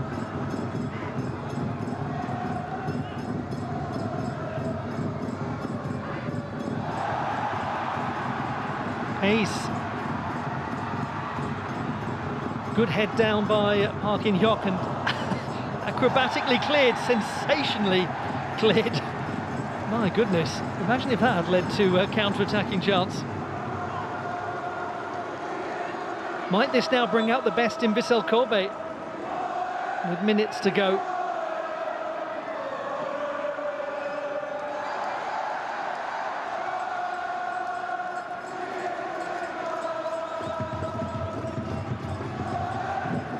Well, Vissel Kobe were impeccable in the first leg. Gwangju FC have matched that level in the second. Two very enjoyable matches, two very different matches. I mean, the two teams have barely resembled themselves from one fixture to the next.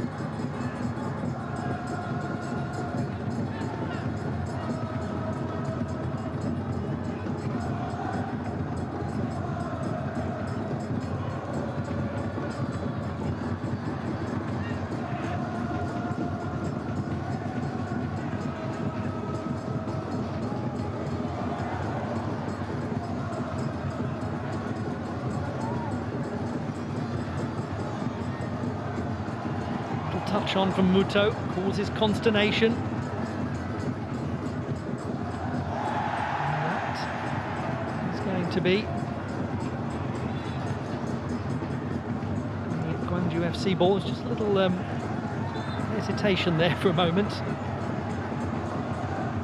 Well, he had a big job to do there. Abdulrahman Al Jassim reviewing that possible penalty kick recommended to him by Hamis Mohamed Al Mari. We are now at the end of the 90 minutes. Into additional time. 6 minutes to play. Some of that the penalty review. Jasir Asani has some space. Here we go. Is this the moment? Asani! Oh, he's really overcooked it. But that delivery to Jasir Asani, this is his territory when the space emerges, and Lee Min-ki did an excellent job of drawing focus away.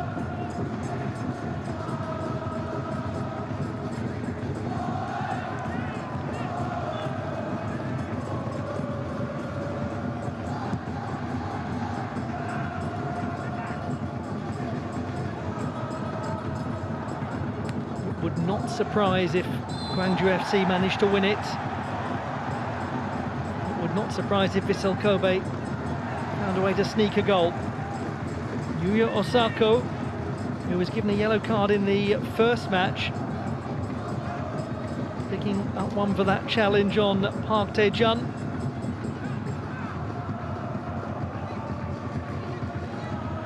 He got booked very early on in the first leg.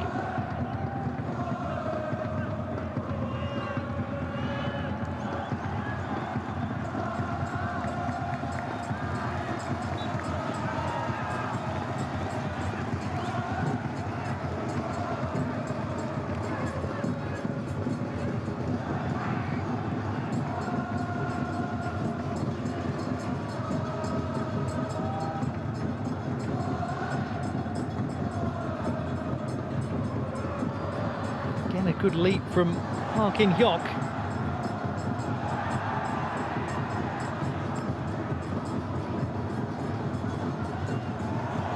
So well won back by Cho Song-kwon. Brilliant determination. Last 4 minutes. Substitute Ju Se-jong. Like our gathers.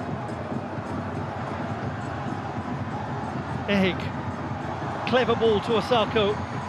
Here's Eric. And it's deflected behind.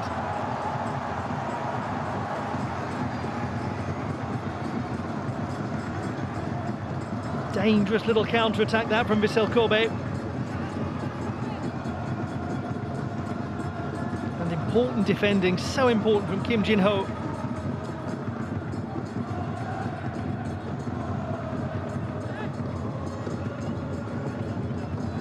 is the metaphorical punch to the stomach coming here for Gwangju FC. Takehiro Ogihara, who is so often so dangerous when taking corner kicks, he'll swing it inwards. Ogihara's delivery is thumped away by the head of Cho Song-kwon. 3 minutes to go.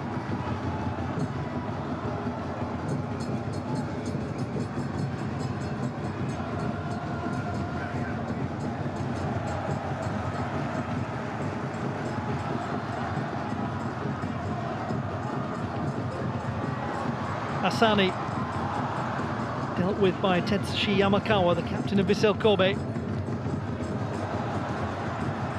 Asani keeps the attack alive, playing it towards Husong. There certainly isn't a sense of the game petering out as we approach full time.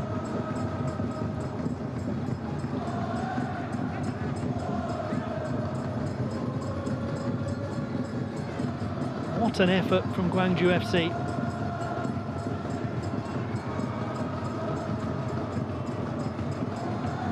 And it feels entirely justified that this should go on for an additional 30 minutes. So much entertainment has it provided. But we're not there yet. Handball by Park Tae-jun.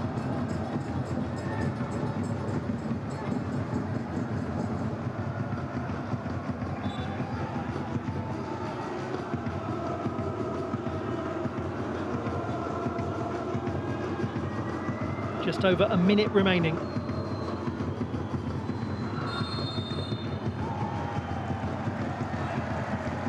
Nothing comes of that at all.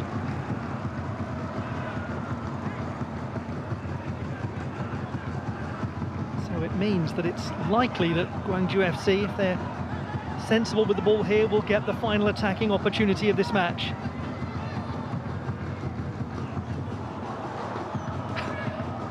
What was I saying about sensible with the ball? Never mind.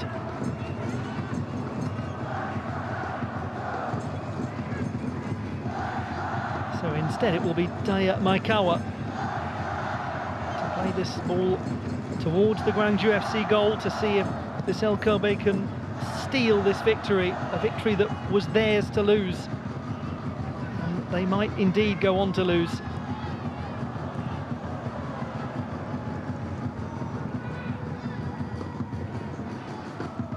They have, the team from Japan, relinquished their grip on this tie.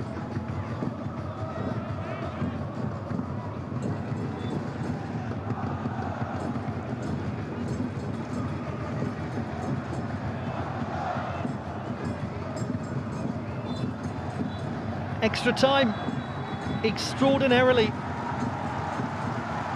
The Gwangju FC dream has not quite ended. Minimal contribution from Jasir Asani in this match, but a crucial one when they needed him from the penalty mark. He got the goal that makes this a level tie. Gwangju FC 2, Vissel Kobe 0, and on we go into an additional 30 minutes.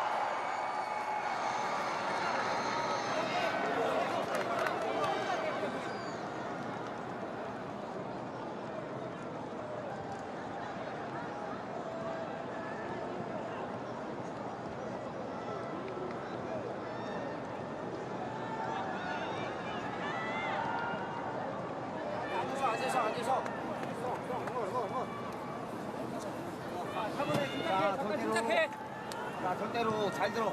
그러면 뭔가 지키려고 하지 마. 하던 대로 하던 대로. 시작대로 하는 거야, 시작대로.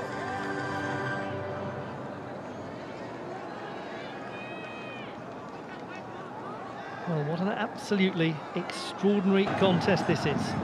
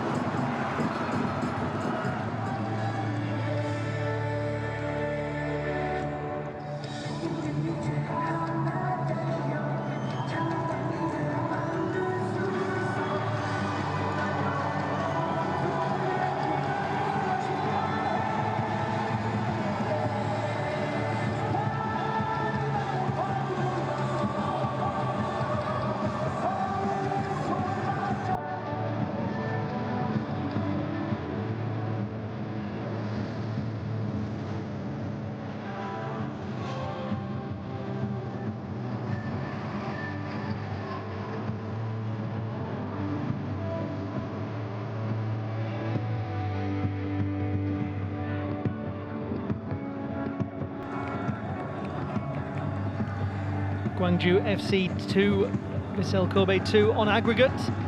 2-0 in this particular match. An extra time about to begin.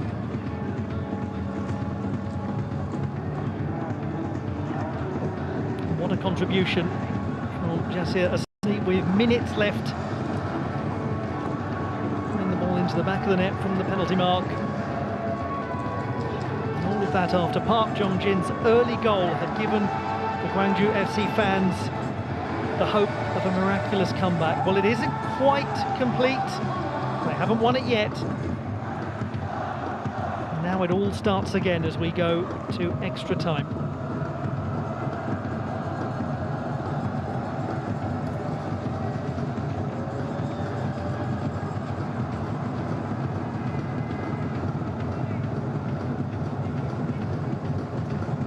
Both managers still have substitutions available to them.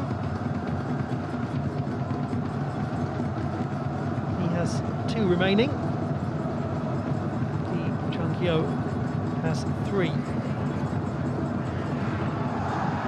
He certainly had a bit of an impact since coming on, and maybe extra time could be Eric's time.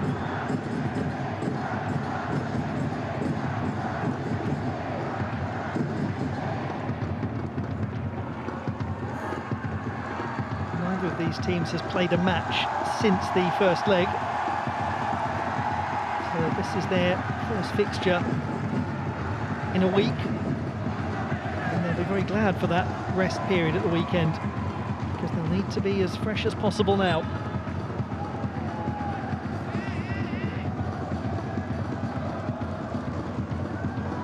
The start of extra time. Gwangju FC lead Vissel Kobe by 2-0. It's 2-2 on aggregate.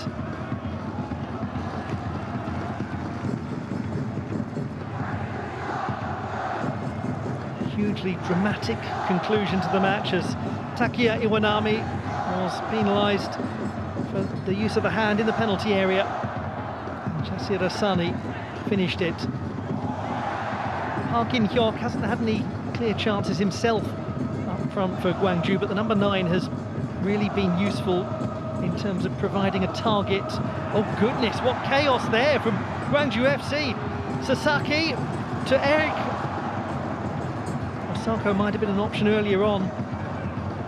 Goodness knows what happened there in the Gwangju FC defence.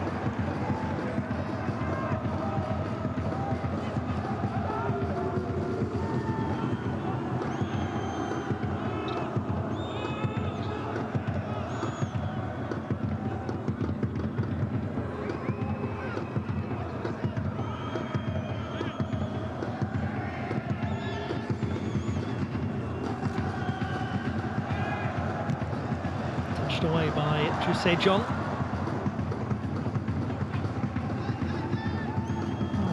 Effectively now it all begins again.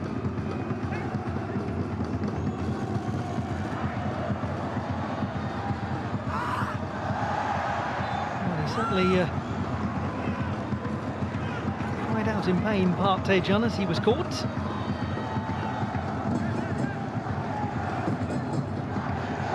With the foul, well, that does look painful, yeah, right on the back of the foot. No wonder he reacted as he did.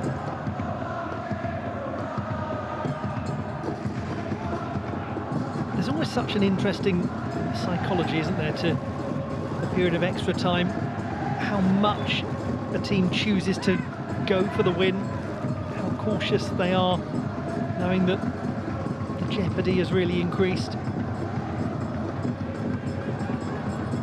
Suspects that for Gwangju FC, just carrying on as they have done is the key order of business.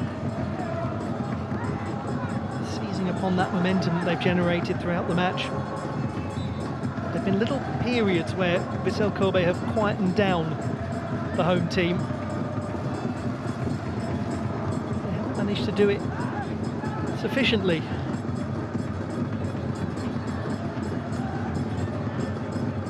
Been quite limited in their own chance creation, very much as was the case for Gwangju in the first leg.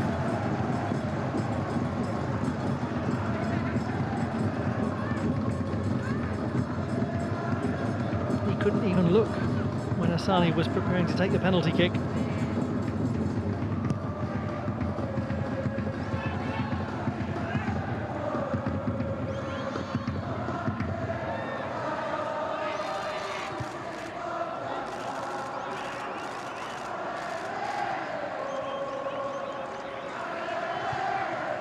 Forward it goes. Here's the substitute, Park In-hyuk. Just didn't quite manage to get a meaningful chance. And it's all immaterial because he had strayed ahead of the line.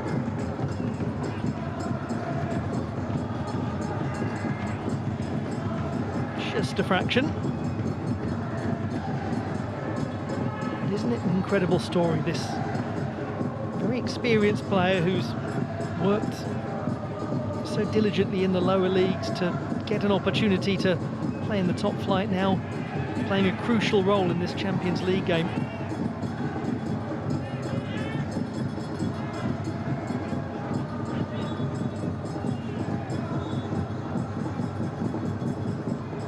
Certainly one has to give real credit to Lee Jung-hyo on his choice of substitutions.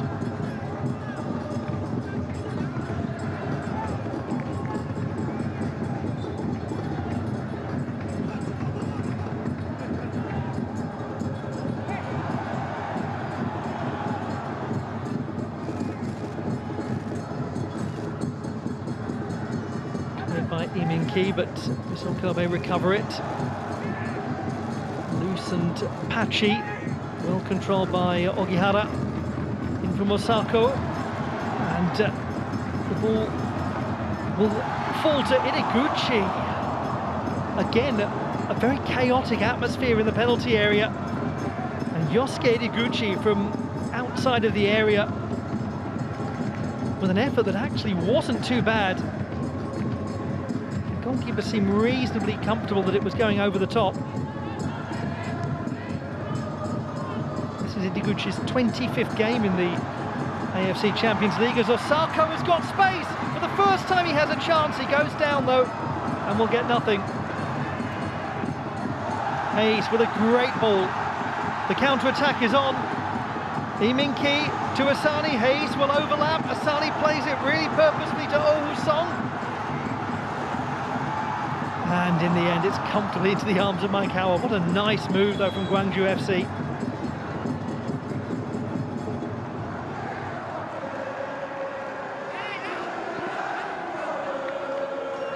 It wouldn't have counted anyway.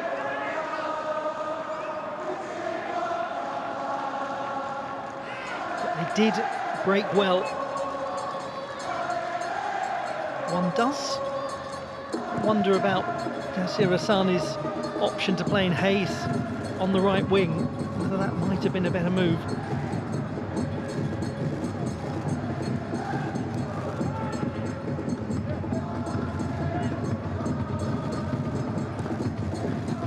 Egg.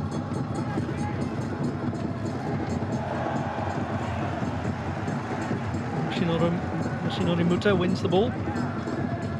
Takes the throw as Vissel Kobe just seek to get hold of the ball really and fashion a chance of their own. It hasn't been a hugely pressing concern for most of this match. But now they're in a situation where they've actually got to do something in attack.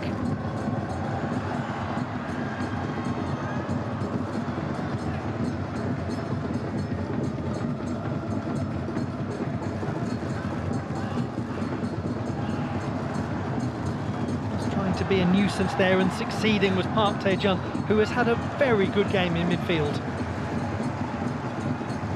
His work rate has been extraordinary.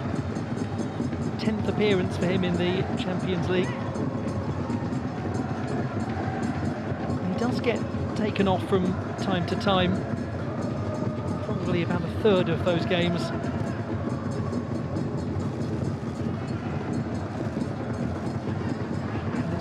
Why, considering how much he runs.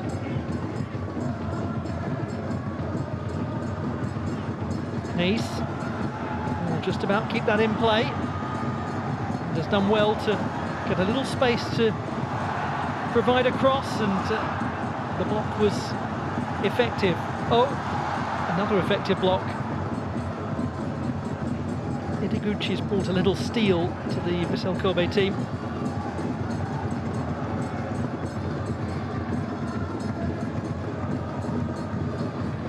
Song-won's had a very good game.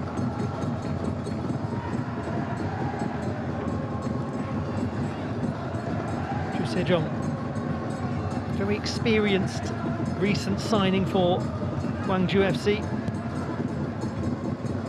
Somebody who has actually won the K-League back in 2016. And somebody who played 16 times in the Champions League before starting this campaign with Gwangju FC. His first appearance for them in this competition in the first leg as a late substitute, just as has been the case here.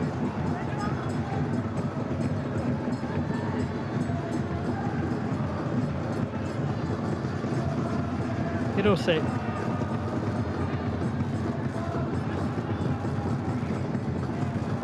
Sasaki. Ehik tried to play it back to him and then didn't get much time to take that shot on.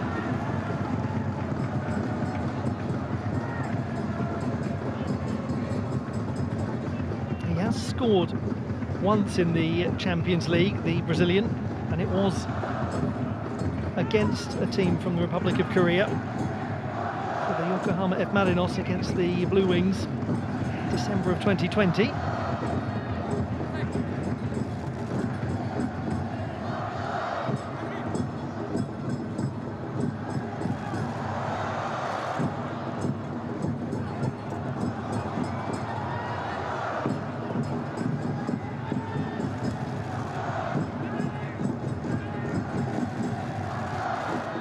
5 minutes or so until the first break in play.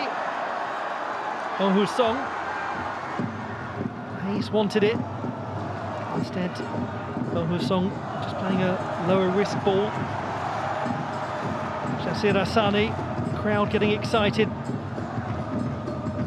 as they do every single time he gets into a vaguely attacking position on his left foot.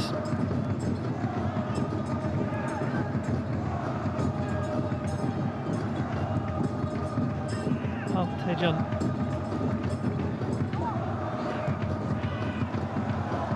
One of the really fascinating features of any sporting contest is how people can change actually when they start leading. How you can start to second guess yourself and change the way you play once you're out in front.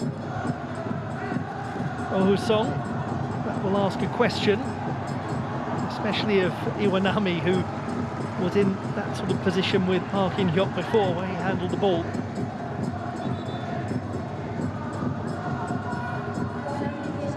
Now, Daiju Sasaki has concluded his match. Kakeru Yamauchi coming on. The young man who won a silver medal at the Asian Games in Hangzhou in 2023. At the club, Kakeru Yamauchi, after graduating from the prestigious University of Tsukuba. He was a youth team player until 2020, then went off to fulfill his undergraduate studies at a very good footballing institution. Muto. Not a bad cross, and it required a bit of almost desperate defending. Sejong was the player who got on the end of it. Captain Yamakawa, touched by the substitute Yamauchi. Osako. Yamauchi. That was a clever idea to find Eric. Ideguchi. Second chance that he's had from the edge of the area.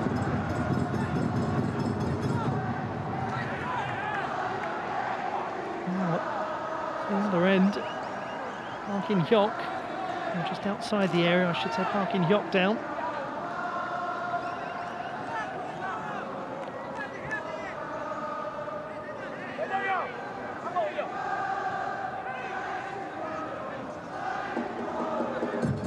Yes, well, to explain there.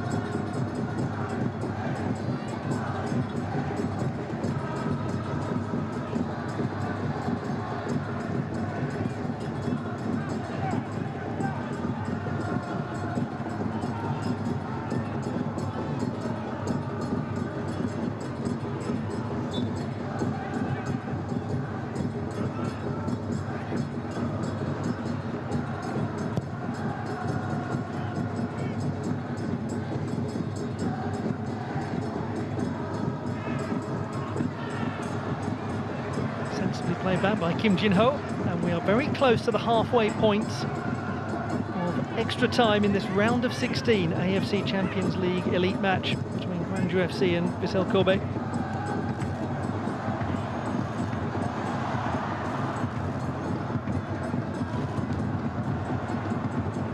It's not the strongest piece of control by Ju Sejong, but it sort of worked. Ace, good defending there from Rikuto Hirose.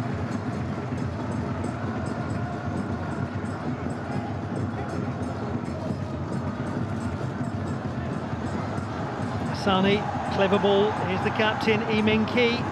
He has an opportunity to cross it towards the substitute, Park In-hyuk. And Daya Maekawa does very well. That's why they brought him on. Real space for Lee Min-ki to provide that ball, and it was a great leap from Park In-hyuk. Still looking for his first goal for Gwangju FC. Goodness, that would have been a huge one.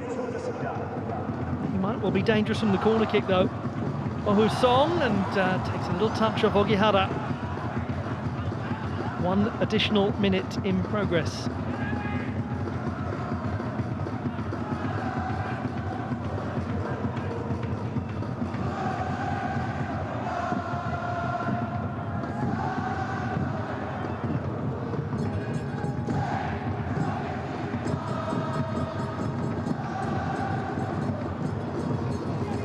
Iwanami goes back to Mateus Tuller. Vissel Kobe defence has been under so much pressure throughout this match. Ehik to Hirose.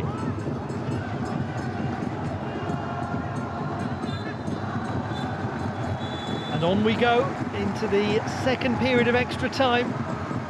No change to the score at the Gwangju World Cup Stadium, but an excellent opportunity just moments ago for Park In-hyuk. He cannot believe it didn't go in. It is still 2-2 on aggregate at the Gwangju World Cup Stadium.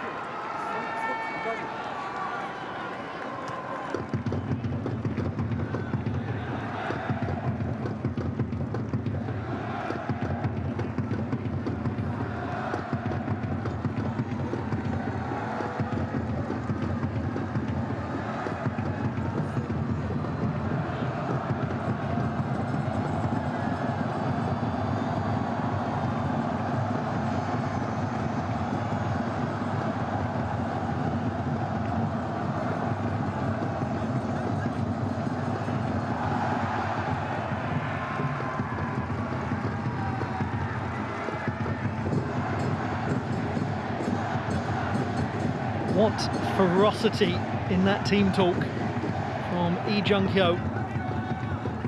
Real sense of belief in the Gwangju FC players. They knew, their fans, how tough this two-match series would be. We begin the second half of extra time at the Gwangju World Cup Stadium. Gwangju 2, Vissel Kobe 0. Penalty kick from Jasir Asani. At the moment has us destined for a lot more of the same. Unless a goal can come, and it might come now. Not with that degree of accuracy from Park In-hyuk, who was much stronger with the ball coming towards his head. But a great decision made to bring him on. We saw a little glimpse of it in the first leg, of what he can offer to Gwangju FC. But we remind ourselves that so much of his career has been spent in the lower leagues, and it naturally is going to take time to adjust to a competition as demanding as the AFC Champions League Elite, and a domestic league as demanding as the top flight in the K-League.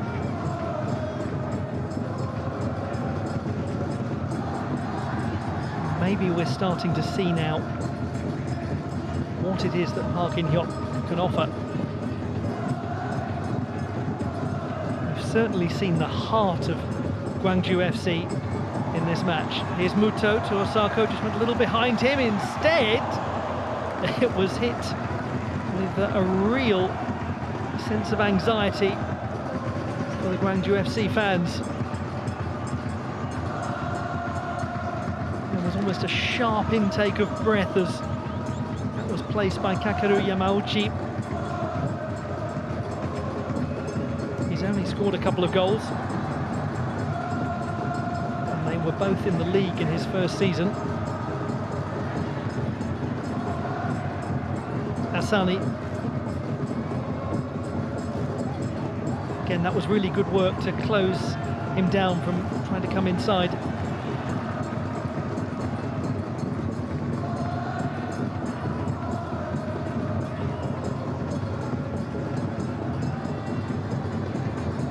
The impressive Park Tae-jun, whose decision-making has been so good throughout this match. It's not just the physical effort that he's made, it's the intelligence of passing.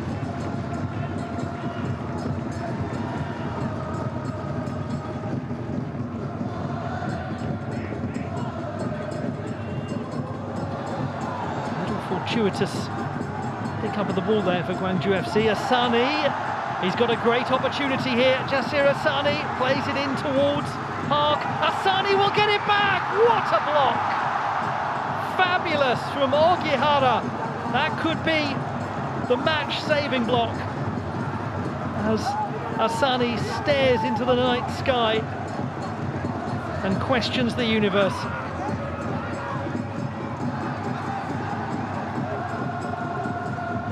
Gosh, Takahiro Ogihara, phenomenal play.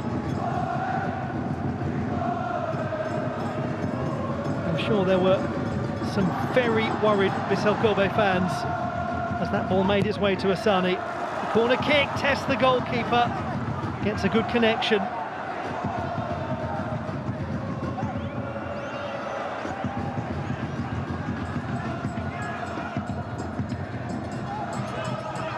Gosh, it's been entertaining, hasn't it? And it's still so difficult to see which way this match will go, this two-leg tie.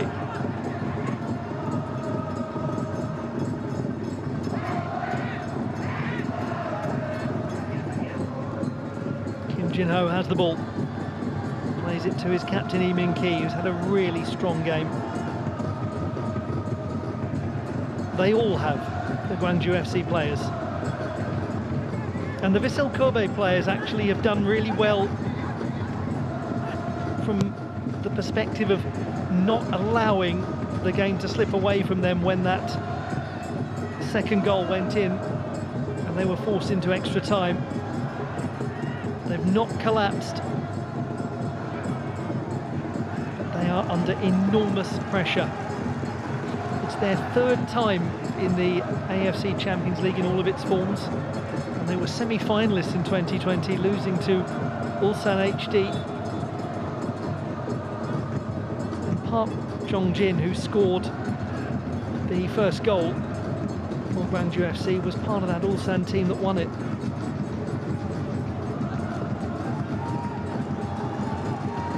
For Lee Jung-hyo, his team's first appearance in continental football, and they are showing no signs of growing tired of the experience.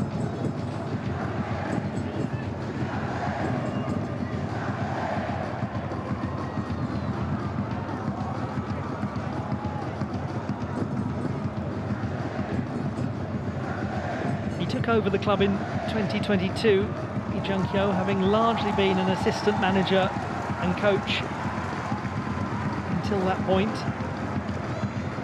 He was the head coach of Arjo University for a spell. As we're going to see the Brazilian Bruno Oliveira coming on.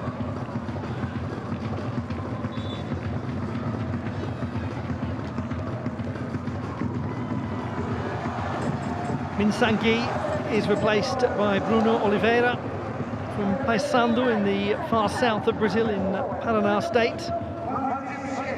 It's an area renowned for its sugarcane production.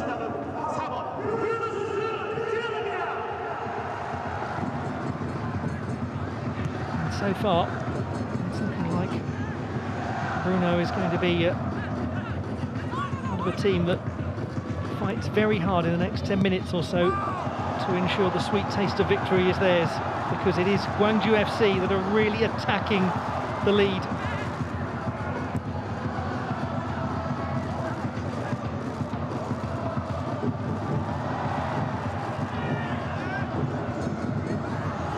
But with the sort of players that Vissel Kobe have, there's always counter-attacking danger. There's always risk if you try to do too much. It is incredibly finely balanced as a tie. It's got to be a foul. No. He's furious about it. Jin Ho astonished that wasn't given. A lot of the fans making their displeasure felt too at him. Leave you arguing amongst yourselves about that one.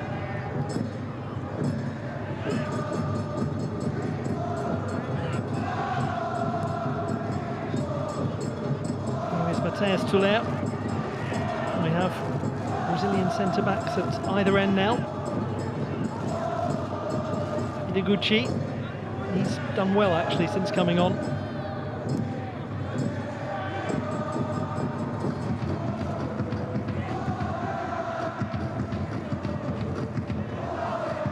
Controlled by Egg, and he may have just taken that away actually from Hirose. That's a foul. Yamauchi clipping Asani.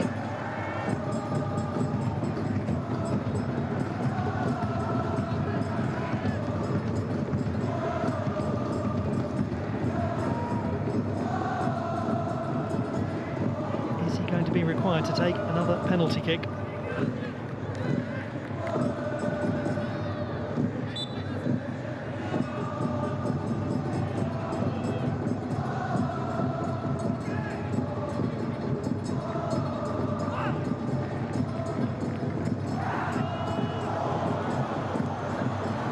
Osako, whose contribution hasn't been anything like the first leg, but it won't matter if they can just find a way to sneak a goal. Vissel Kobe, and he'll likely be important from the penalty mark too, if they can't. What about now from the edge of the area? Nearly fell to Yamauchi. Osako's ball, but player stopped anyway.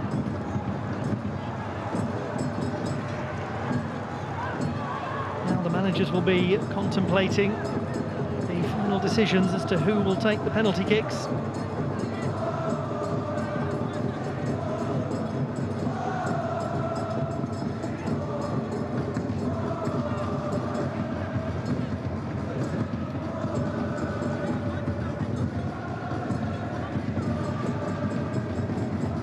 absolutely thrilling conclusion to this round of 16 tie in the AFC Champions League Elite between Gwangju of the Republic of Korea and Japan's Vissel Kobe.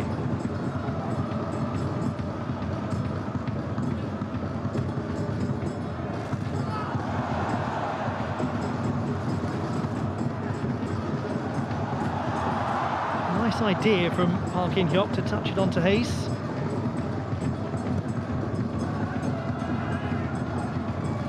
Osako, well played to Muto. He's limited in his options. He holds the ball neatly and almost manages to get that right towards Kakeru Yamauchi. It's a little high, but good control from Yoshinori Muto.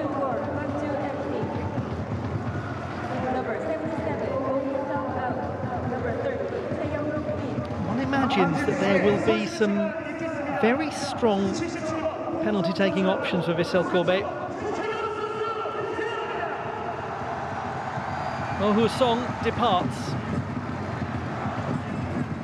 On comes Choi Chang-rok, attacking midfielder, very experienced, spent about 10 years in Germany, including at Zampauli, then moved to Karlsruhe. Never played in the top flight, but a lot of appearances, not far off 200 of them.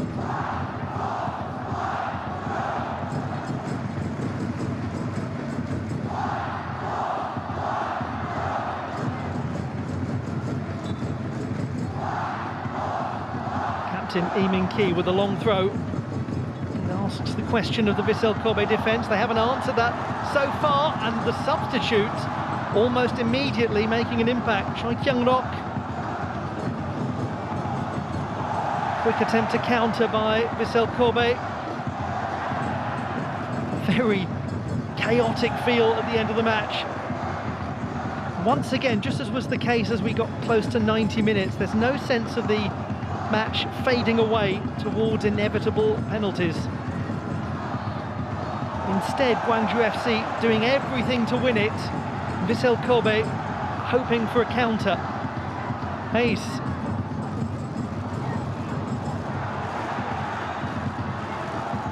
Asani. A wonderful goal!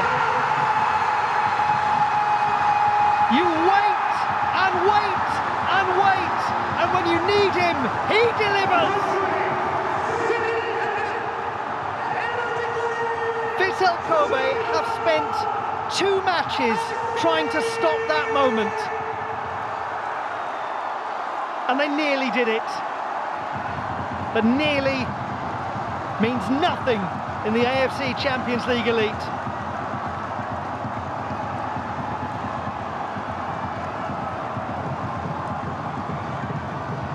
Every single spectator of this great competition has seen this season what he can do in that sort of position. That's why Vissel Kobe tried to stop it. That's why they threw everything at restricting him. And eventually he was unleashed, and he unleashed this.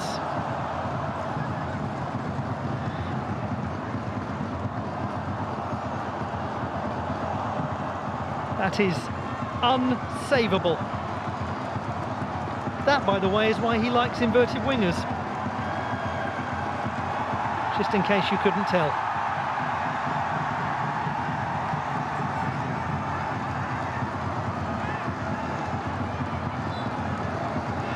Every football team needs somebody who has almost lunatic levels of creative skill to win a match. You have it in Jasir Asani. Somebody who can be frustrating and then bafflingly good.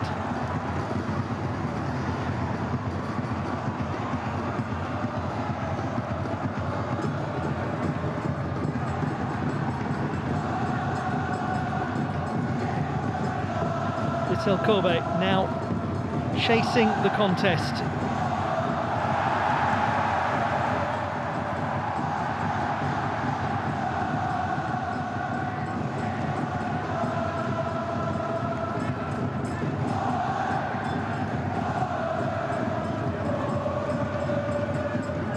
They hoped. Did they really believe?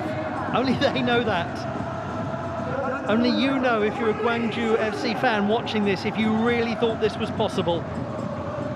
But it is a spectacular transformation for the team from the Republic of Korea.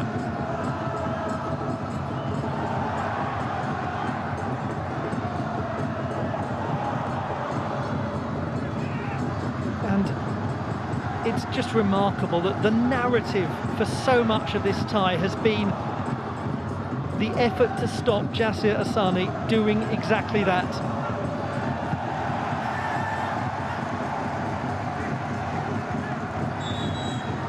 He kept him on as if there was ever a chance he would take him off, because he knew that that gentleman had the individual skill to get the team back in the match and then to win it. Deflected behind from Hayes. And that will do very nicely for Gwangju FC.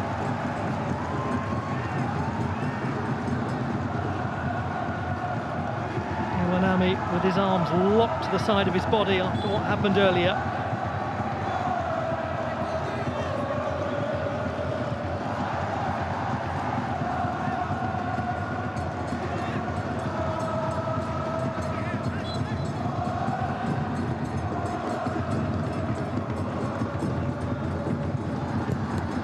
Asani with a corner kick that has almost nobody attacking it because there's no need to.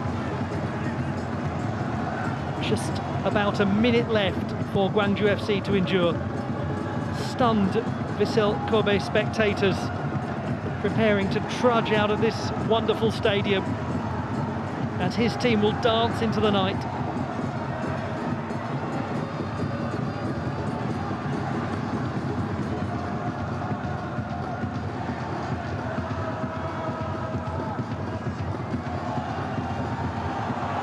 Cleared by the substitute Bruno Oliveira.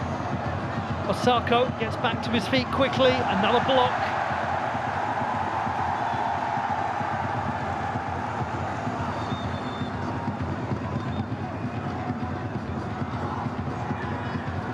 Hirose.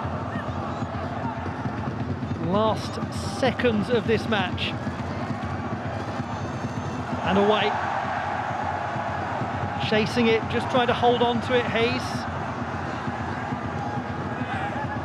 Asani calling for the ball, that was a little risky, and that's more sensible from Gwangju FC.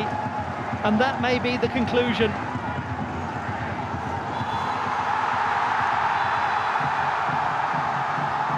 Under the gaze of the full moon of the Gwangju World Cup Stadium, the dream goes on and they have not yet awoken.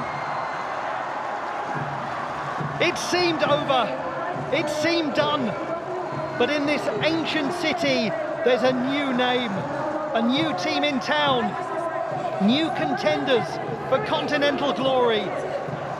They're called Gwangju FC, and they've beaten Vissel Kobe in the most dramatic of fashions, with 2 goals from Jasir Asani, one right at the end of regular time, one right at the end of extra time. Tears of joy, a stunning conclusion. Gwangju FC 3, Vissel Kobe 0.